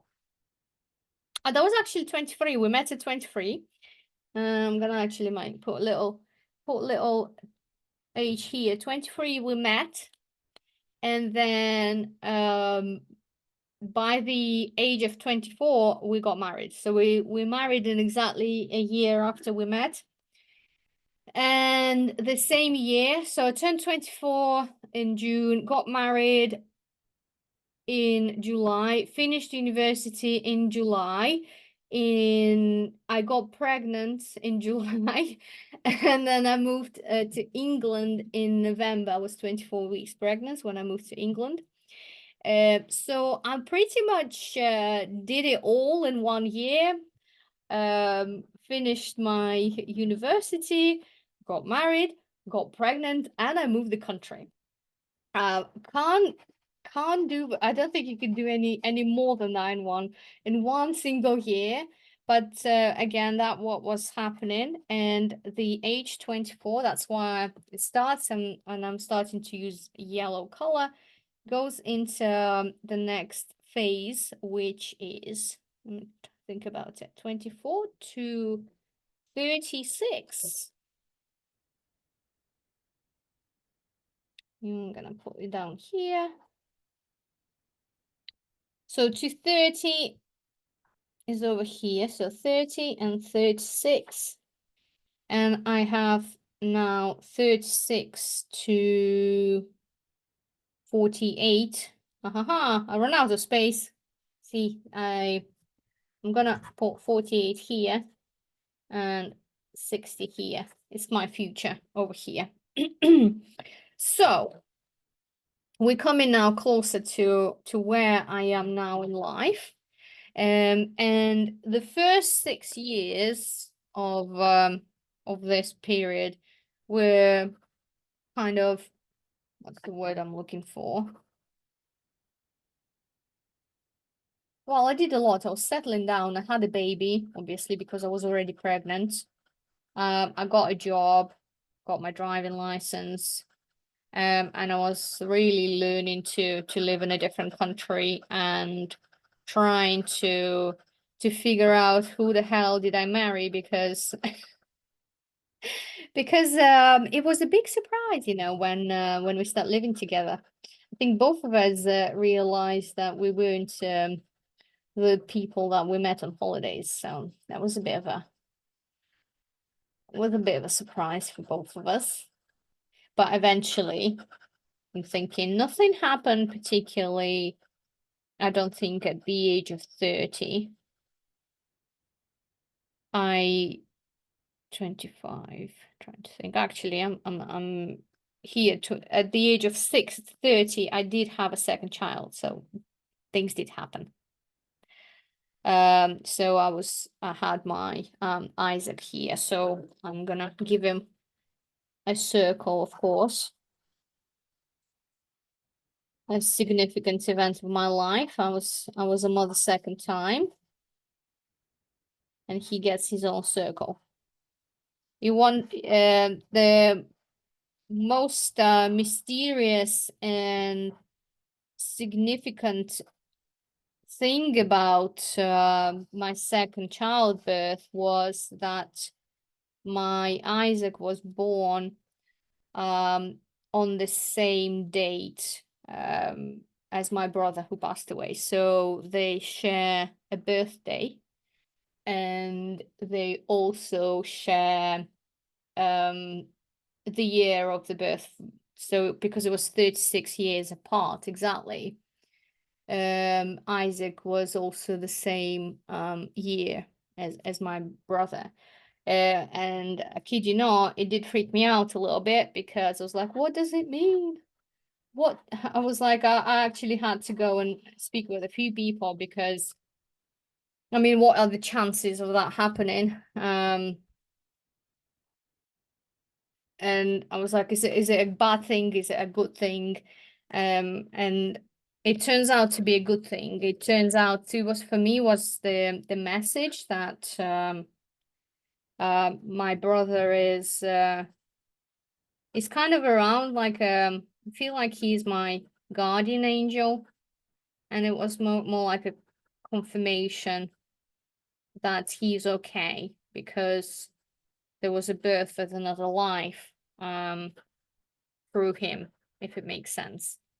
I hope it makes sense because it was a strange situation. My mom was actually in denial for a little while when it happened. She was like, no, he's not born on the same day. It was a different time. He in Russia. I was like, I don't think it works like that, Mom. You know, he's born on when he's born. It doesn't matter what country you are in. He's born in this country, and then this is the time and day that he was born.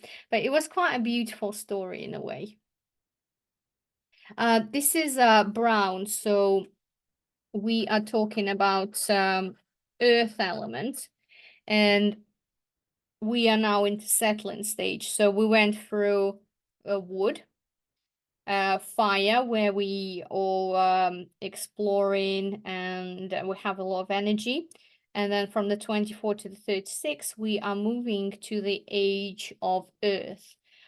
Things should be kind of some of it slowing down in terms of settling down. Career-wise, you could be getting promoted here. Family-wise, this is the age where you having children.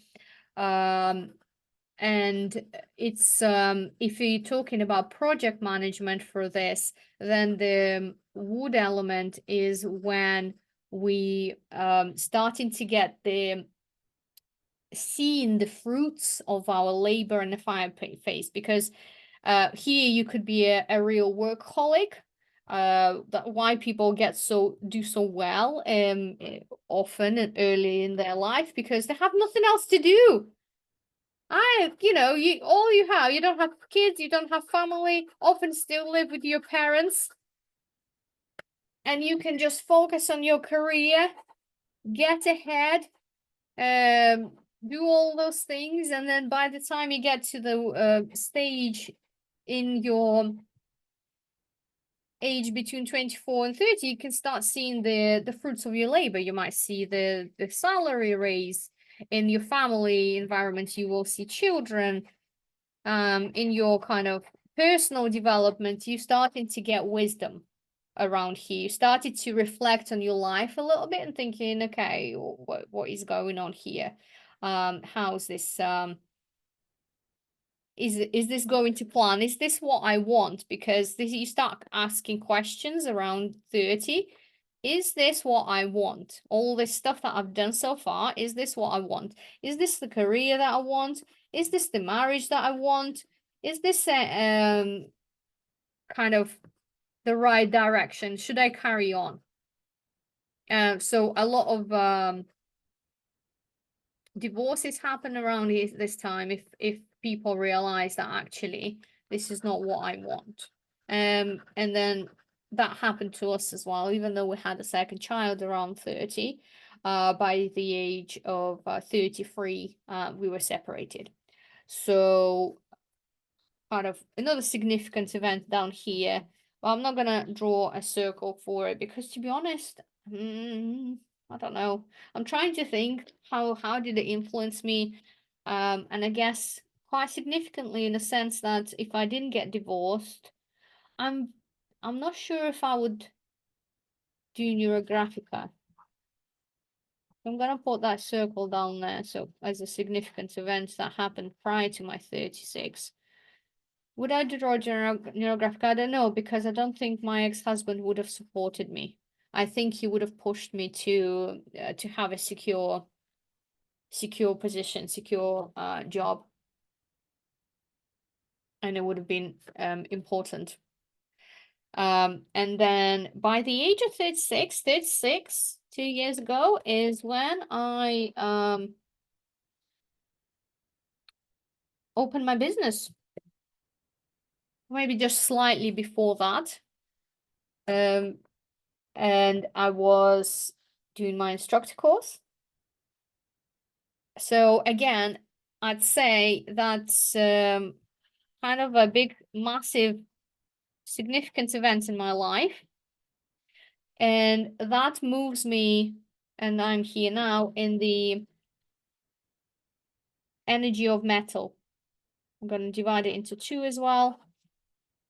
36 plus 6, so I'm going to be so kind of halfway through. I will be at 42. I'm not there yet. So currently I am living this side of the bargain. I am in the metal energy. So what does metal energy represent? And it's light gray color, white color in some locations and teachings. In Neurographica, we do present it with gray, like a steel sheet. And we also present it with kind of rusty browns because when metal oxidates, it creates that red color. And if you ever been kind of in the Rocky Mountains, that is iron rich, you would see this this color in the rock, like little straps of color in the rock itself.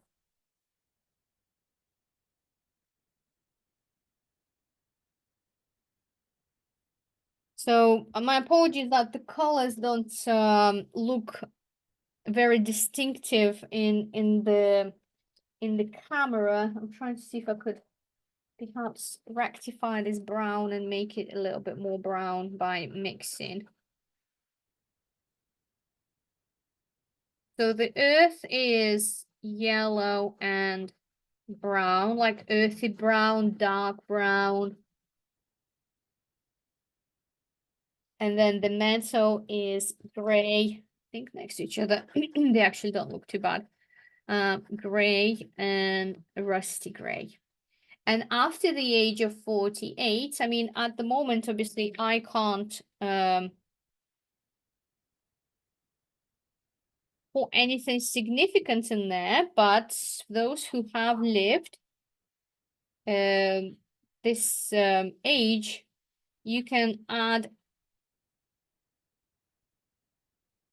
the significant events of your life that you experienced.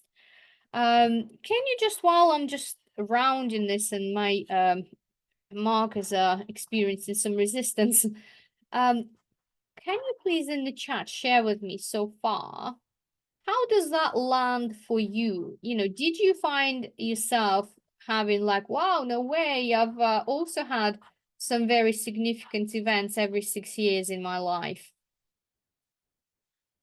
Or do you find that you are misaligned? I see clusters of events. Yeah, I mean the events that I'm choosing, I'm just picking one or two significant ones. But obviously there are a lot more was going on. I mean, especially in my 24, it was a bit ridiculous when I look back. It's like I can't believe all of that happened in one year. And my 36 was quite significant as well because I did the instructor course. I enrolled to my master course. I yes, I launched my business. I quit my day job also at the age of 36. This is when I actually left my job. There's other things like I did a lot of traveling. Um, a lot of kind of aha moments, self-development moments. So yeah, it was definitely a strong year in that sense.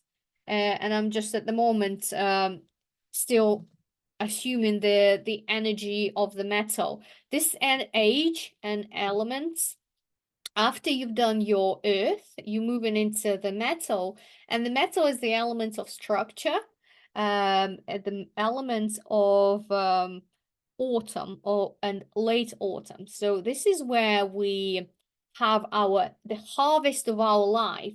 So if we have done really well in life all the way up to here, over here between the age 36 and 48, you start reaping the harvest.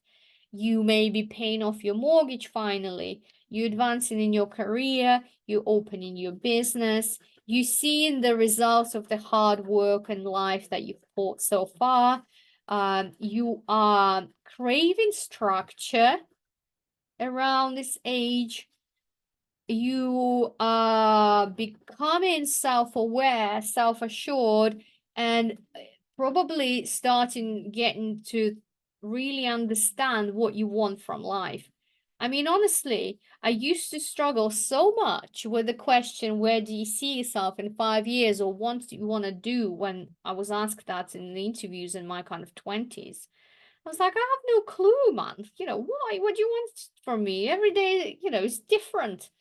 I don't know what I want from life, but I definitely relate to the age of metal where now I have clear defined goals. I know exactly what I want from my partner. I know exactly what I want from my life, from everything else. So maybe that was also the you.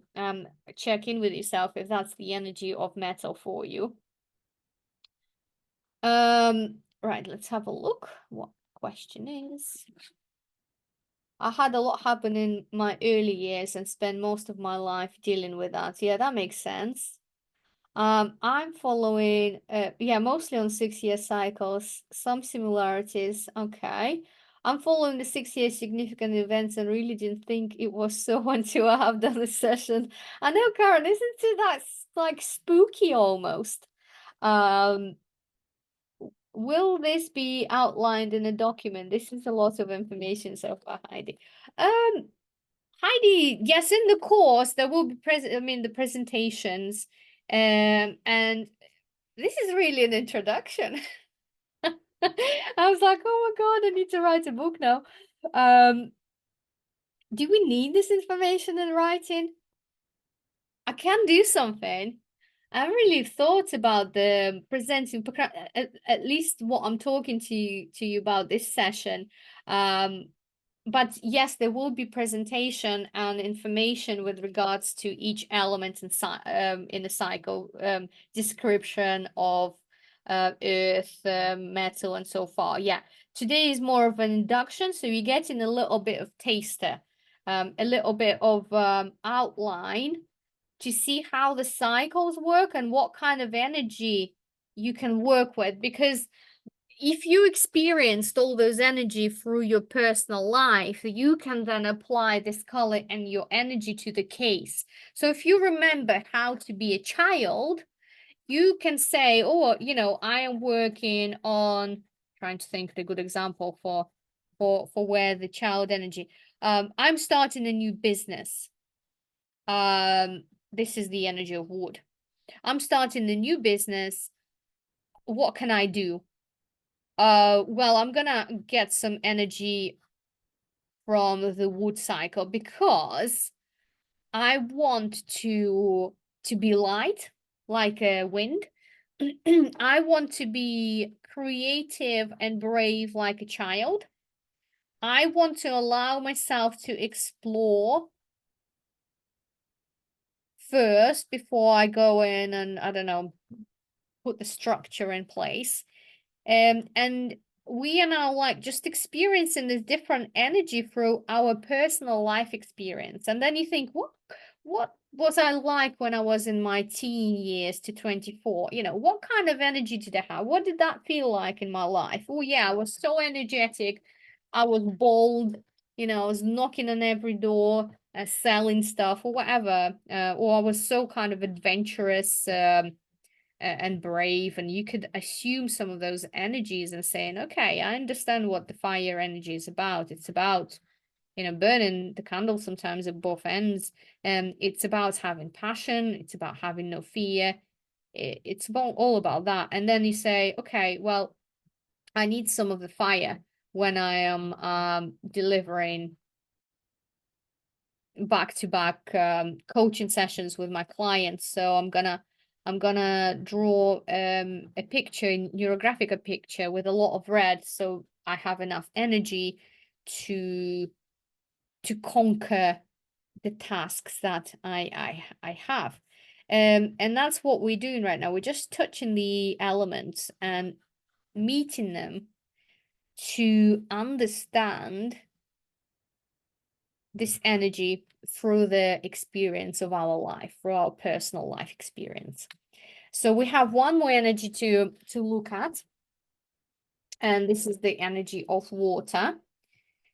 Age-wise, it's from the 48 to 60, the full 12 cycle, and halfway mark will be in 54. Correct? Yes, 54. Again, have a think if there was anything significant happening to you halfway through in 54.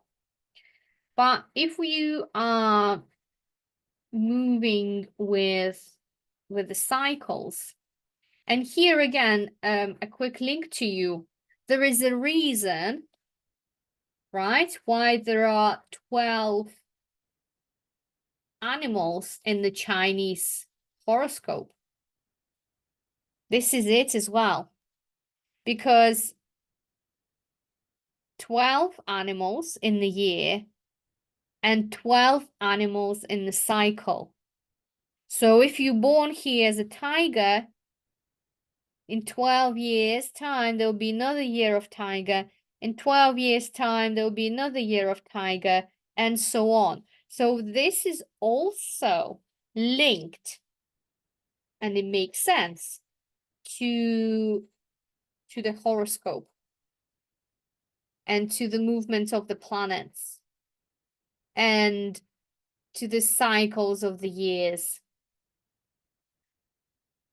And obviously, they do say, you know, the year you're born tend to have a significant effect on your life. They tend to say that usually the year you are born is lucky. Not always lucky, but quite often is significant.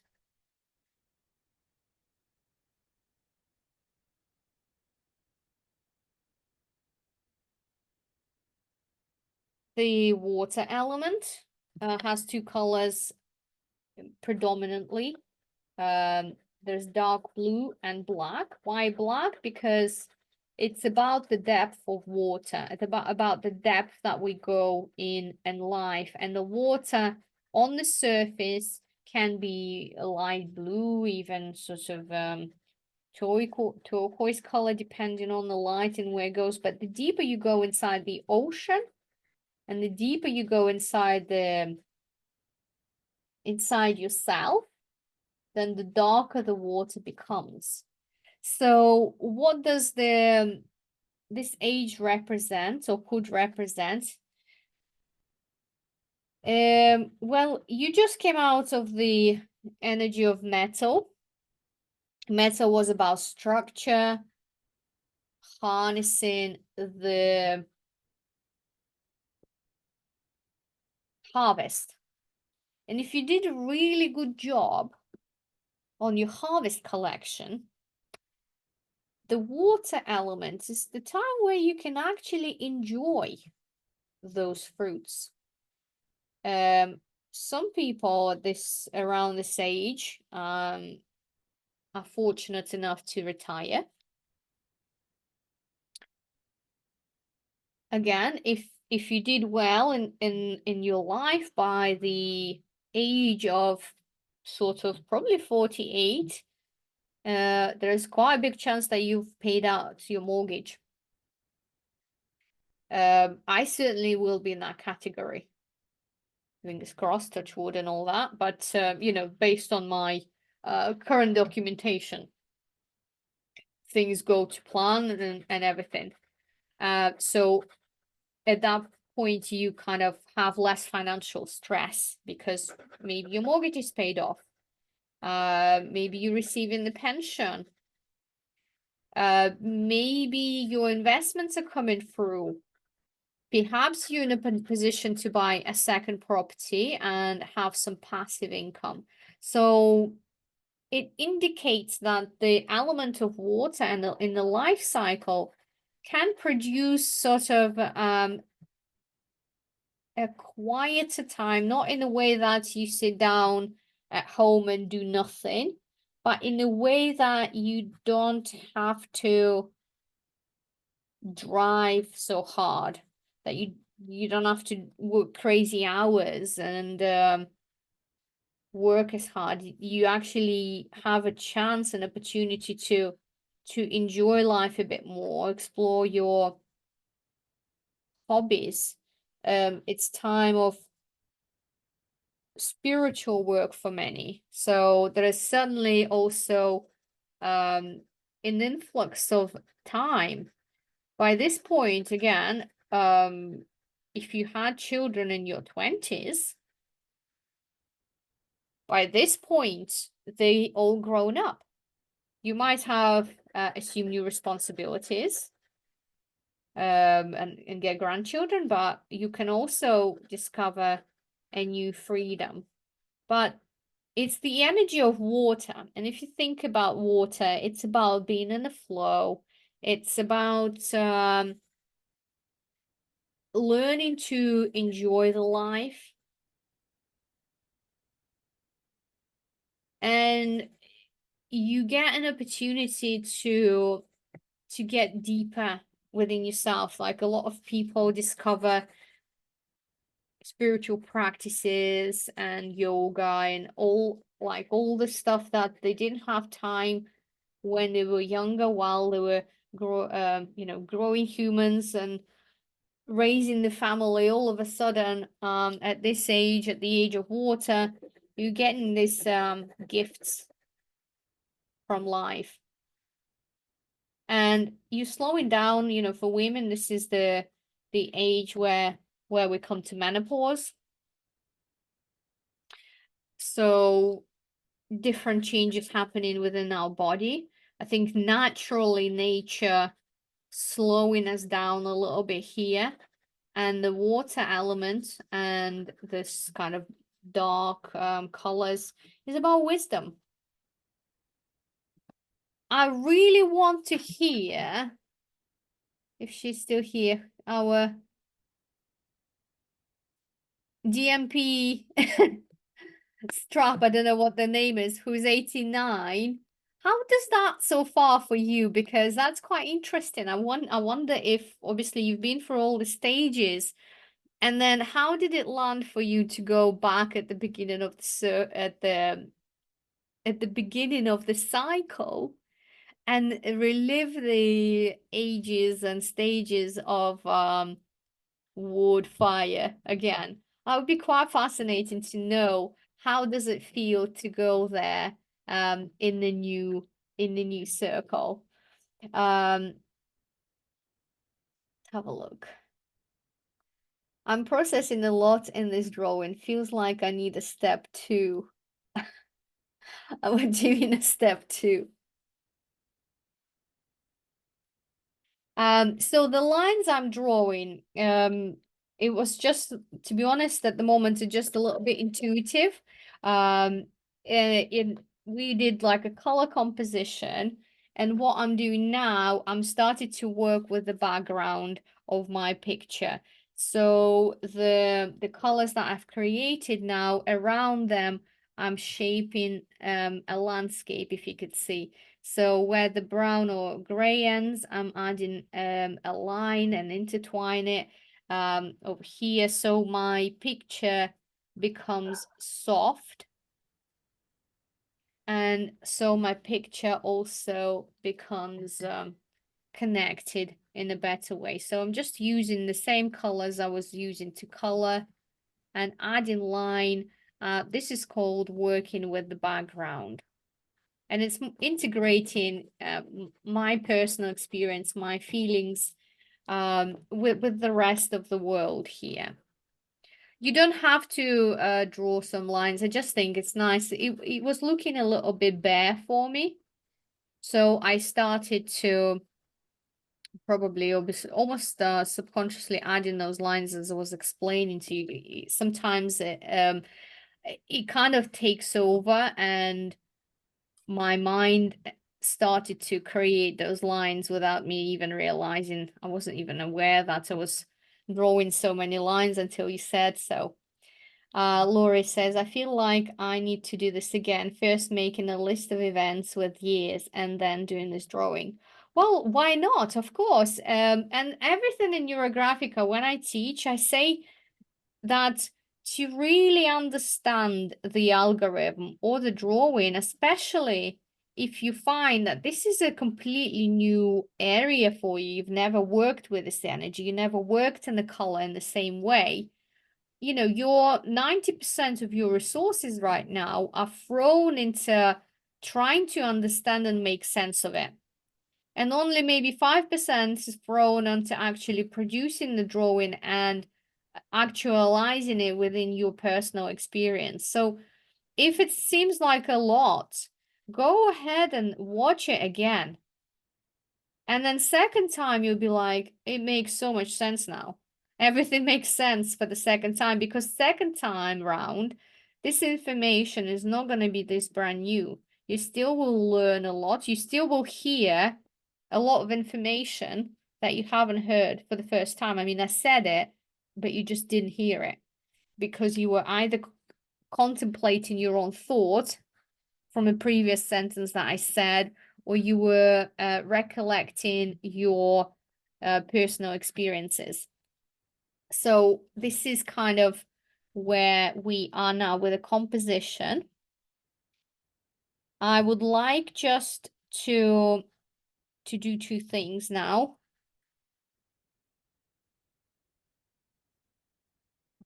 We've done the, obviously, all the stages of life. I haven't got anything in there. If you also, like myself, who haven't lived in there, you could still add something in there, some figures, because I believe there'll be something happening for me of significance and when I'm 60.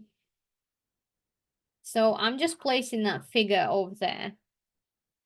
You can even say an intention, you know, over here by 48, you know what I want? I want to buy my dream house. Why not? That let it be the treat of my transition from the metal element into water, because I'll get the house in the countryside and I can settle down and finally start gardening.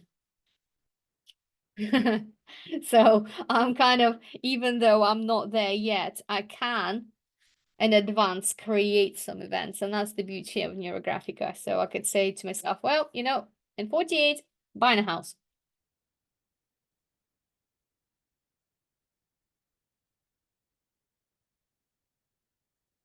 Penny's asking, could these lines be black or stay with the color, just intuition?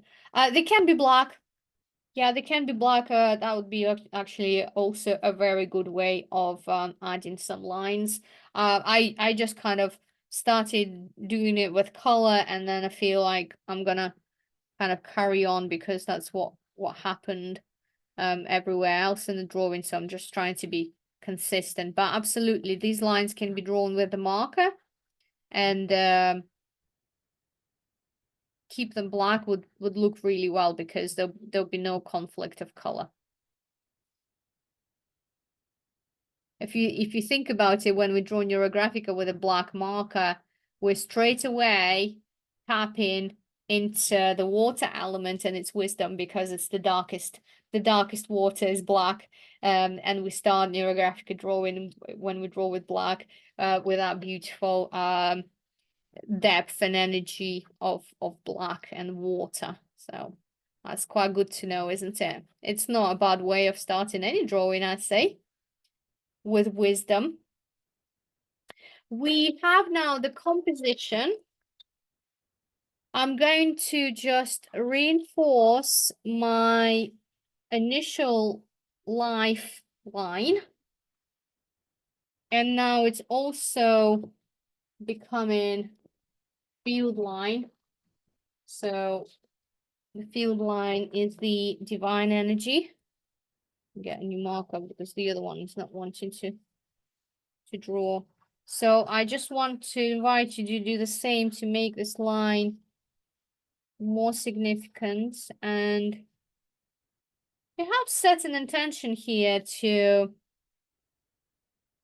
live a long, prosperous, healthy, and happy life. This is your timeline, and why not to set an intention? Maybe your intention is to finally heal from the past traumas and move on, and finally live the present moment and enjoy the present moment. I think I've done that already, so I'm just setting an intention for me to live happy, prosperous, and healthy life.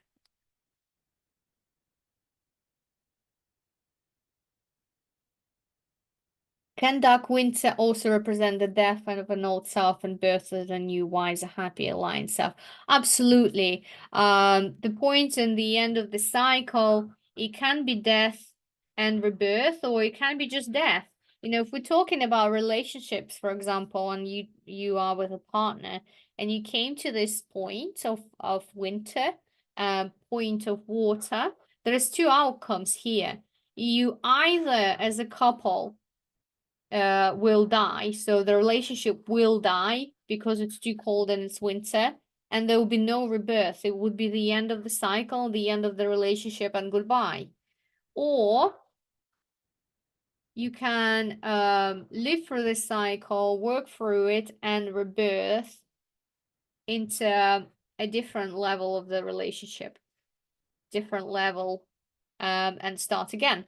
And the same as relationship with self, we can get in the point where we experience in this darkness and winter. This could be depression, and you can come out of it, and then there's a new life starts. Isn't it? People who experience the serious trauma, depression, depressive events, suicidal thoughts, and all that come close to the end, to the edge, and they overcome it.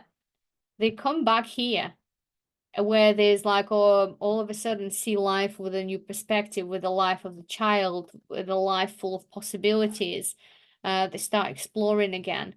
They started to see different things, and then they discover new passions, and those passions grow into something stable, and that produces fruit, and then so on. So it's a very, very beautiful place. So now we have a field line. Let's set an affixing. Affixing is the place where we put our attention to. It could be chosen, completely by intuition, or it could be chosen as a very important focal point in your life. So I'm thinking, for me, right now is going to be the circle of the age and element I live in right now, because I am feeling a little bit on the crossroads in certain situations, and I've been on the road of self-discovery and growth, expansion since I've met Neurographica, and it hasn't stopped yet. And I'm still going with it, and things shifting for me at the moment very quickly. Everything is changing around me constantly. Business, relationship, personal relationship, friendships. The landscape of my life is drastically moving. I'm like some kind of comet at the moment in the I'm traveling in my life, and I'm not sure yet what the destination is or where I'm gonna land as a result. So I think this is going to be quite pivotal, this period in my life. That's why I choose it as an affixing. That will determine largely, obviously, for the rest of my life, and not just my next stage of 60, but the years beyond. I think literally what is happening right now with me is so important, and I don't think there will be another time in my life where I will be experiencing the same amount of transformation, because I think by here I will settle down and I will be quite content with my development, and perhaps some maybe remain in a certain state for a little longer.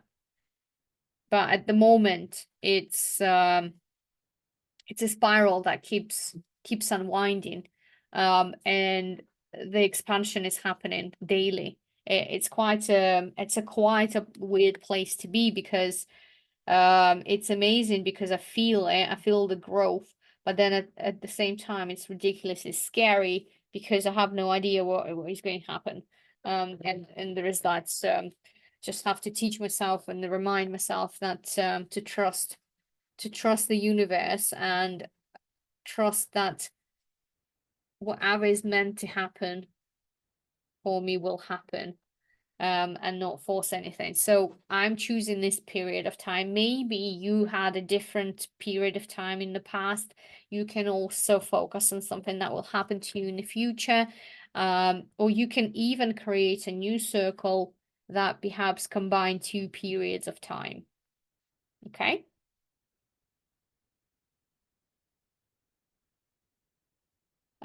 My affixing is going off the page. Not sure what to do about that. That's fine. Absolutely fine. You know, I could affix half of this circle. That is absolutely fine. It's allowed in Neurographica, and it just remember that there is no bounds to the size of the page. Ultimately, it's just something that you can't see. It's like I did this, and it just looks like it's just behind the screen set. You don't know whether that page is continuing there or not. Ultimately, you can, if it bothers you, you can add another page and continue your affixing your circle on another page, but then you have to work on another page, not just the affixing. You have to add lines. So don't worry about that. That's absolutely fine. My page needs to be bigger. Yeah, part 2. And that's often is the case. You know, we can outgrow the page, and it feels that you outgrowing the page. Listen to yourself. You know, this is your subconscious telling you, look, we have so much energy. We have so much to work here. Let's get another page and let's continue to work. And besides, if your life is longer than mine, why would you not have another page here and continue the cycles?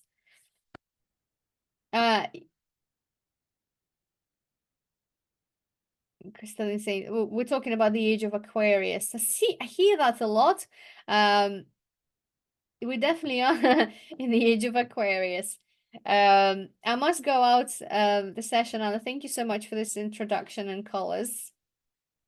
It was a pleasure to work this drawing and have this class with you. You're very welcome. My field lines is a lot smoother than my initial timeline. Well, that's good then. You're smoothing out already.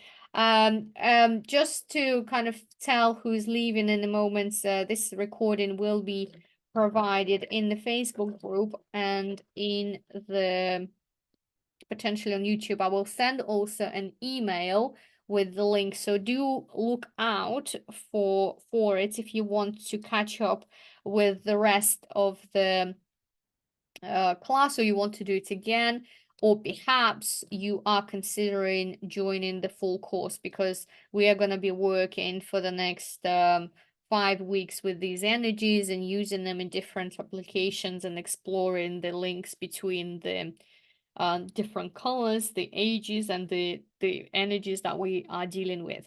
I think this is going to be a kind of a good place to stop our drawing. It's more or less ready. We could do, I'm trying to think. Are we all caught up, by the way? Who's still drawing with me? Are you finished? You've got a fixing. Are you more or less with me on this one? Because I'm thinking we could conclude this with another exercise like this and see what words came out as a result. Deborah saying, as this was my first time, I should probably take the beginner course, right? Yes, Deb, definitely recommend to take a beginner course. You have an option either to take it as a bundle, so I have a discount price where you have a discount because you purchase 2 courses together, or you can just get a beginner course first and see how you get on with it, and then get this course a little bit later. It will be recorded. To be honest, some people finish the beginner course quickly. I'm talking about Heidi. She just she joined on the last week, and then she did all the assignments like in 1 week, so she's ready to join the course. So if you are, Deb, a quick learner and you have time, you have a chance to like finish the beginner course in a week and still be able to join this course live. So have a think about it. Well, that's the only thing I could say. Have a think what your time commitment is. And maybe this is something that is possible too for you. Lori said, did an FX in, but need a bigger page to find out the timeline and do more work with the colors and colored life. What I'm thinking, so I'm going to give you homework. After you've finished your drawing completely and you're happy with it, do the same exercise that we did in the beginning. So this is the exercise I'm referring to. You put in your intention, your theme. It probably will still sound the same, my life or something similar, or my new life. Maybe you had some kind of interpretation of this. I really want to write, if I was to write right now, I'd want to write something like my happy life or my future life. And then you do the same. You set for yourself a timer and you write the words that are relevant to you right now, what comes, and see what is the change and what insights you received as a result. I'm going to come back on camera. We are right in time for the 3 hours that I initially planned, which is good.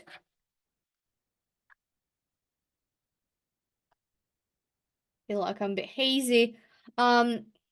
Teaching you straight away how to, again, do a little bit self-observation. So I finished the drawing and I am reflecting on the certain things, like, first of all, how do I feel in my body? Well, my voice is very tired, so I do feel very strained that I had to talk so much today to give you so much information. And I definitely feel that in my throat. I feel very hungry. I raised a lot of energy. I spent a lot of energy, and it's just a good indicator that I worked a lot because I'm absolutely starving. And emotionally, I feel hopeful, you know. I feel like I really trust my life at the moment. I'm in a good place in my life, and that's a good way to reflect. You know, we just did the whole life, and how do you feel about life? Do you feel like you've achieved a lot? Are you happy with the progress that you've made? Do you have regrets? Is this something that you need to let go of still in your past? So this is a brilliant thing to kind of feel like, what is it that you're feeling? I was asking myself this question another day. If I was to die tomorrow, if I knew I was gonna die tomorrow, how would I feel about my life? And I mean, beside the fact that it would be very sad, and I've got young children, and push that all aside, the effect on other people, but just generally taking me as a human and as a life that I lived. And this is not about what other people think or consider achievements, and it's how you feel about your life. And ask yourself, like, would you be like happy with what you've done so far, have achieved within the time frame? Is there anything left that you haven't done and you were meant to? And I looked back at my life and I thought, you know what? I actually did most things that I always wanted. I got married.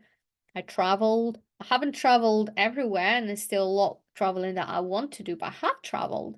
Um, I've had children. I've had relationships. I was in love. I cheated on somebody. Somebody cheated on me. I had different professions. I've been to university. I've been to college. I have friends. I had friends. Um, I had heartbreaks, traumas. I also had very amazing experiences, and I had a lot of adventure. And so overall, I thought to myself, you know what? I am actually quite happy with where I am in life and what have done so far. And there isn't anything that I need to do urgently. I can just continue working in the pace that I'm working and on the things that I'm dreaming about. But there is nothing that I thought, oh, you know, I still haven't traveled, or oh, I still haven't bought a house, or oh, I always wanted this, and you know, I always wanted the business, but I haven't started yet because I'm afraid. Ask yourself that question. That is a very good question to ask yourself, because it will really show you that maybe there's something that you've been putting off for the past 20 years. Because there's always another day, or so it seems. And then all of a sudden you realize that you all wanted to be an artist for the past 20 years and you haven't picked up the brush to paint. And then from there you could say, all right, then, well, I can change it now. I always wanted to be a motorcyclist. So tomorrow I'm gonna go and buy a motorbike. I'm gonna start riding. So that would be my very big advice to you, to do as a follow-up from this drawing, because it will bring you your whole life on one page, which you could reflect on and decide what you want to do. I also feel quite proud of myself that when I was talking about my personal story, I didn't get too emotional. And I think this was the easiest for me to talk about my past trauma. It was the easiest to talk about it because up to the age of 30, I couldn't even talk about it. I was just telling everybody that I was a single child. And I was just completely separate from that kind of period of my life. I just chopped it off and then put it in a box. So it's a big progress for me. So, and I'm acknowledging that. Post this drawing as a result. So I'm reflecting, I'm doing self-reflection. Let's have a look what we have. Linda saying, thank you for all your efforts. You're welcome. Thank you for this opportunity to learn something new. It's never too late. That's my motto. I'm 89 and a cyclist starting the cycle over. Time for a nap. Absolutely. I wanted to be an art therapist. Well, why to set it aside? Become an art therapist right now. Get and enroll on the course. Find the thing that you want to do and set your intention to pursue that dream. If it still lights your heart and you still want to do it, there is no better time than now. There will be never a better circumstances. There will be never an easier time. There was always going to be a life full of challenges, full of jobs, full of busyness, and we just have to choose what we want. I've been putting off doing my mountain leader qualification, and then this year I realized that it's going to take me another 3 years to become one. So what am I waiting for exactly? What in 3 years' time I'm going to be less busy? No, I don't think that will ever happen. Maybe when I'm 60, maybe. Even though I'm not so sure, I can't guarantee that I'm going to be less busy. I might have grandkids by then. I might have still business and all sorts. So it's not going to be any different. So I'm going for it. I'm going to apply for mountain leader and I'm going to start this qualification. Is it easy? No, absolutely not. I'll have to work full time, be a single mom, and took a massive course and do a lot of practice on the hill. But then this is one thing that at the moment that I haven't done yet, and I've probably had the thought of doing it at least 2 years ago, and I haven't done much about it. So now I'm again like, come on, let's do it. Let's do it now. Now is a good time. I'm here now. Here you go. Yeah. What else we have? Christine, I trained as an art therapist in my 60th. It's possible. Absolutely. Laura saying your skin is glowing. My skin is glowing. Oh, thank you. Yes, it is, isn't it? It's like it's actually have a little bit of shine and it's pink. Thank you. I always flush when I draw Neurographica, especially when I work with color. It's amazing. Every time it works, I get rosy cheeks when I do that. So let's you are welcome to come on camera now if you wanted to, or we can continue chatting through the chat. We're coming to the close of the session. I would like you to kind of ask any remaining questions of what we've done today. And I want to invite you to the course. If what we've done today really interests you and you think, I want to know more, you have an opportunity to join. We have the next lesson on Monday. If you don't have the information, please message me. You know where to find me. You found me somehow today. So you either have my email or you are in my Facebook group or Instagram. But just to keep it simple, I'm just going to post my email, info@neurographica.net. This is not just for sign up. If you have any questions after the session, maybe you're not sure what to ask now, maybe you haven't finished yet, maybe the question will come to you tomorrow, just email me and ask, and I'll try to do my best to reply to you and help you with understanding. So let's have a look what we have. I'm having the best time of my life right now. Yes, Alex. And I have every expectation is going to see going that way. Yeah, this is it. This is it.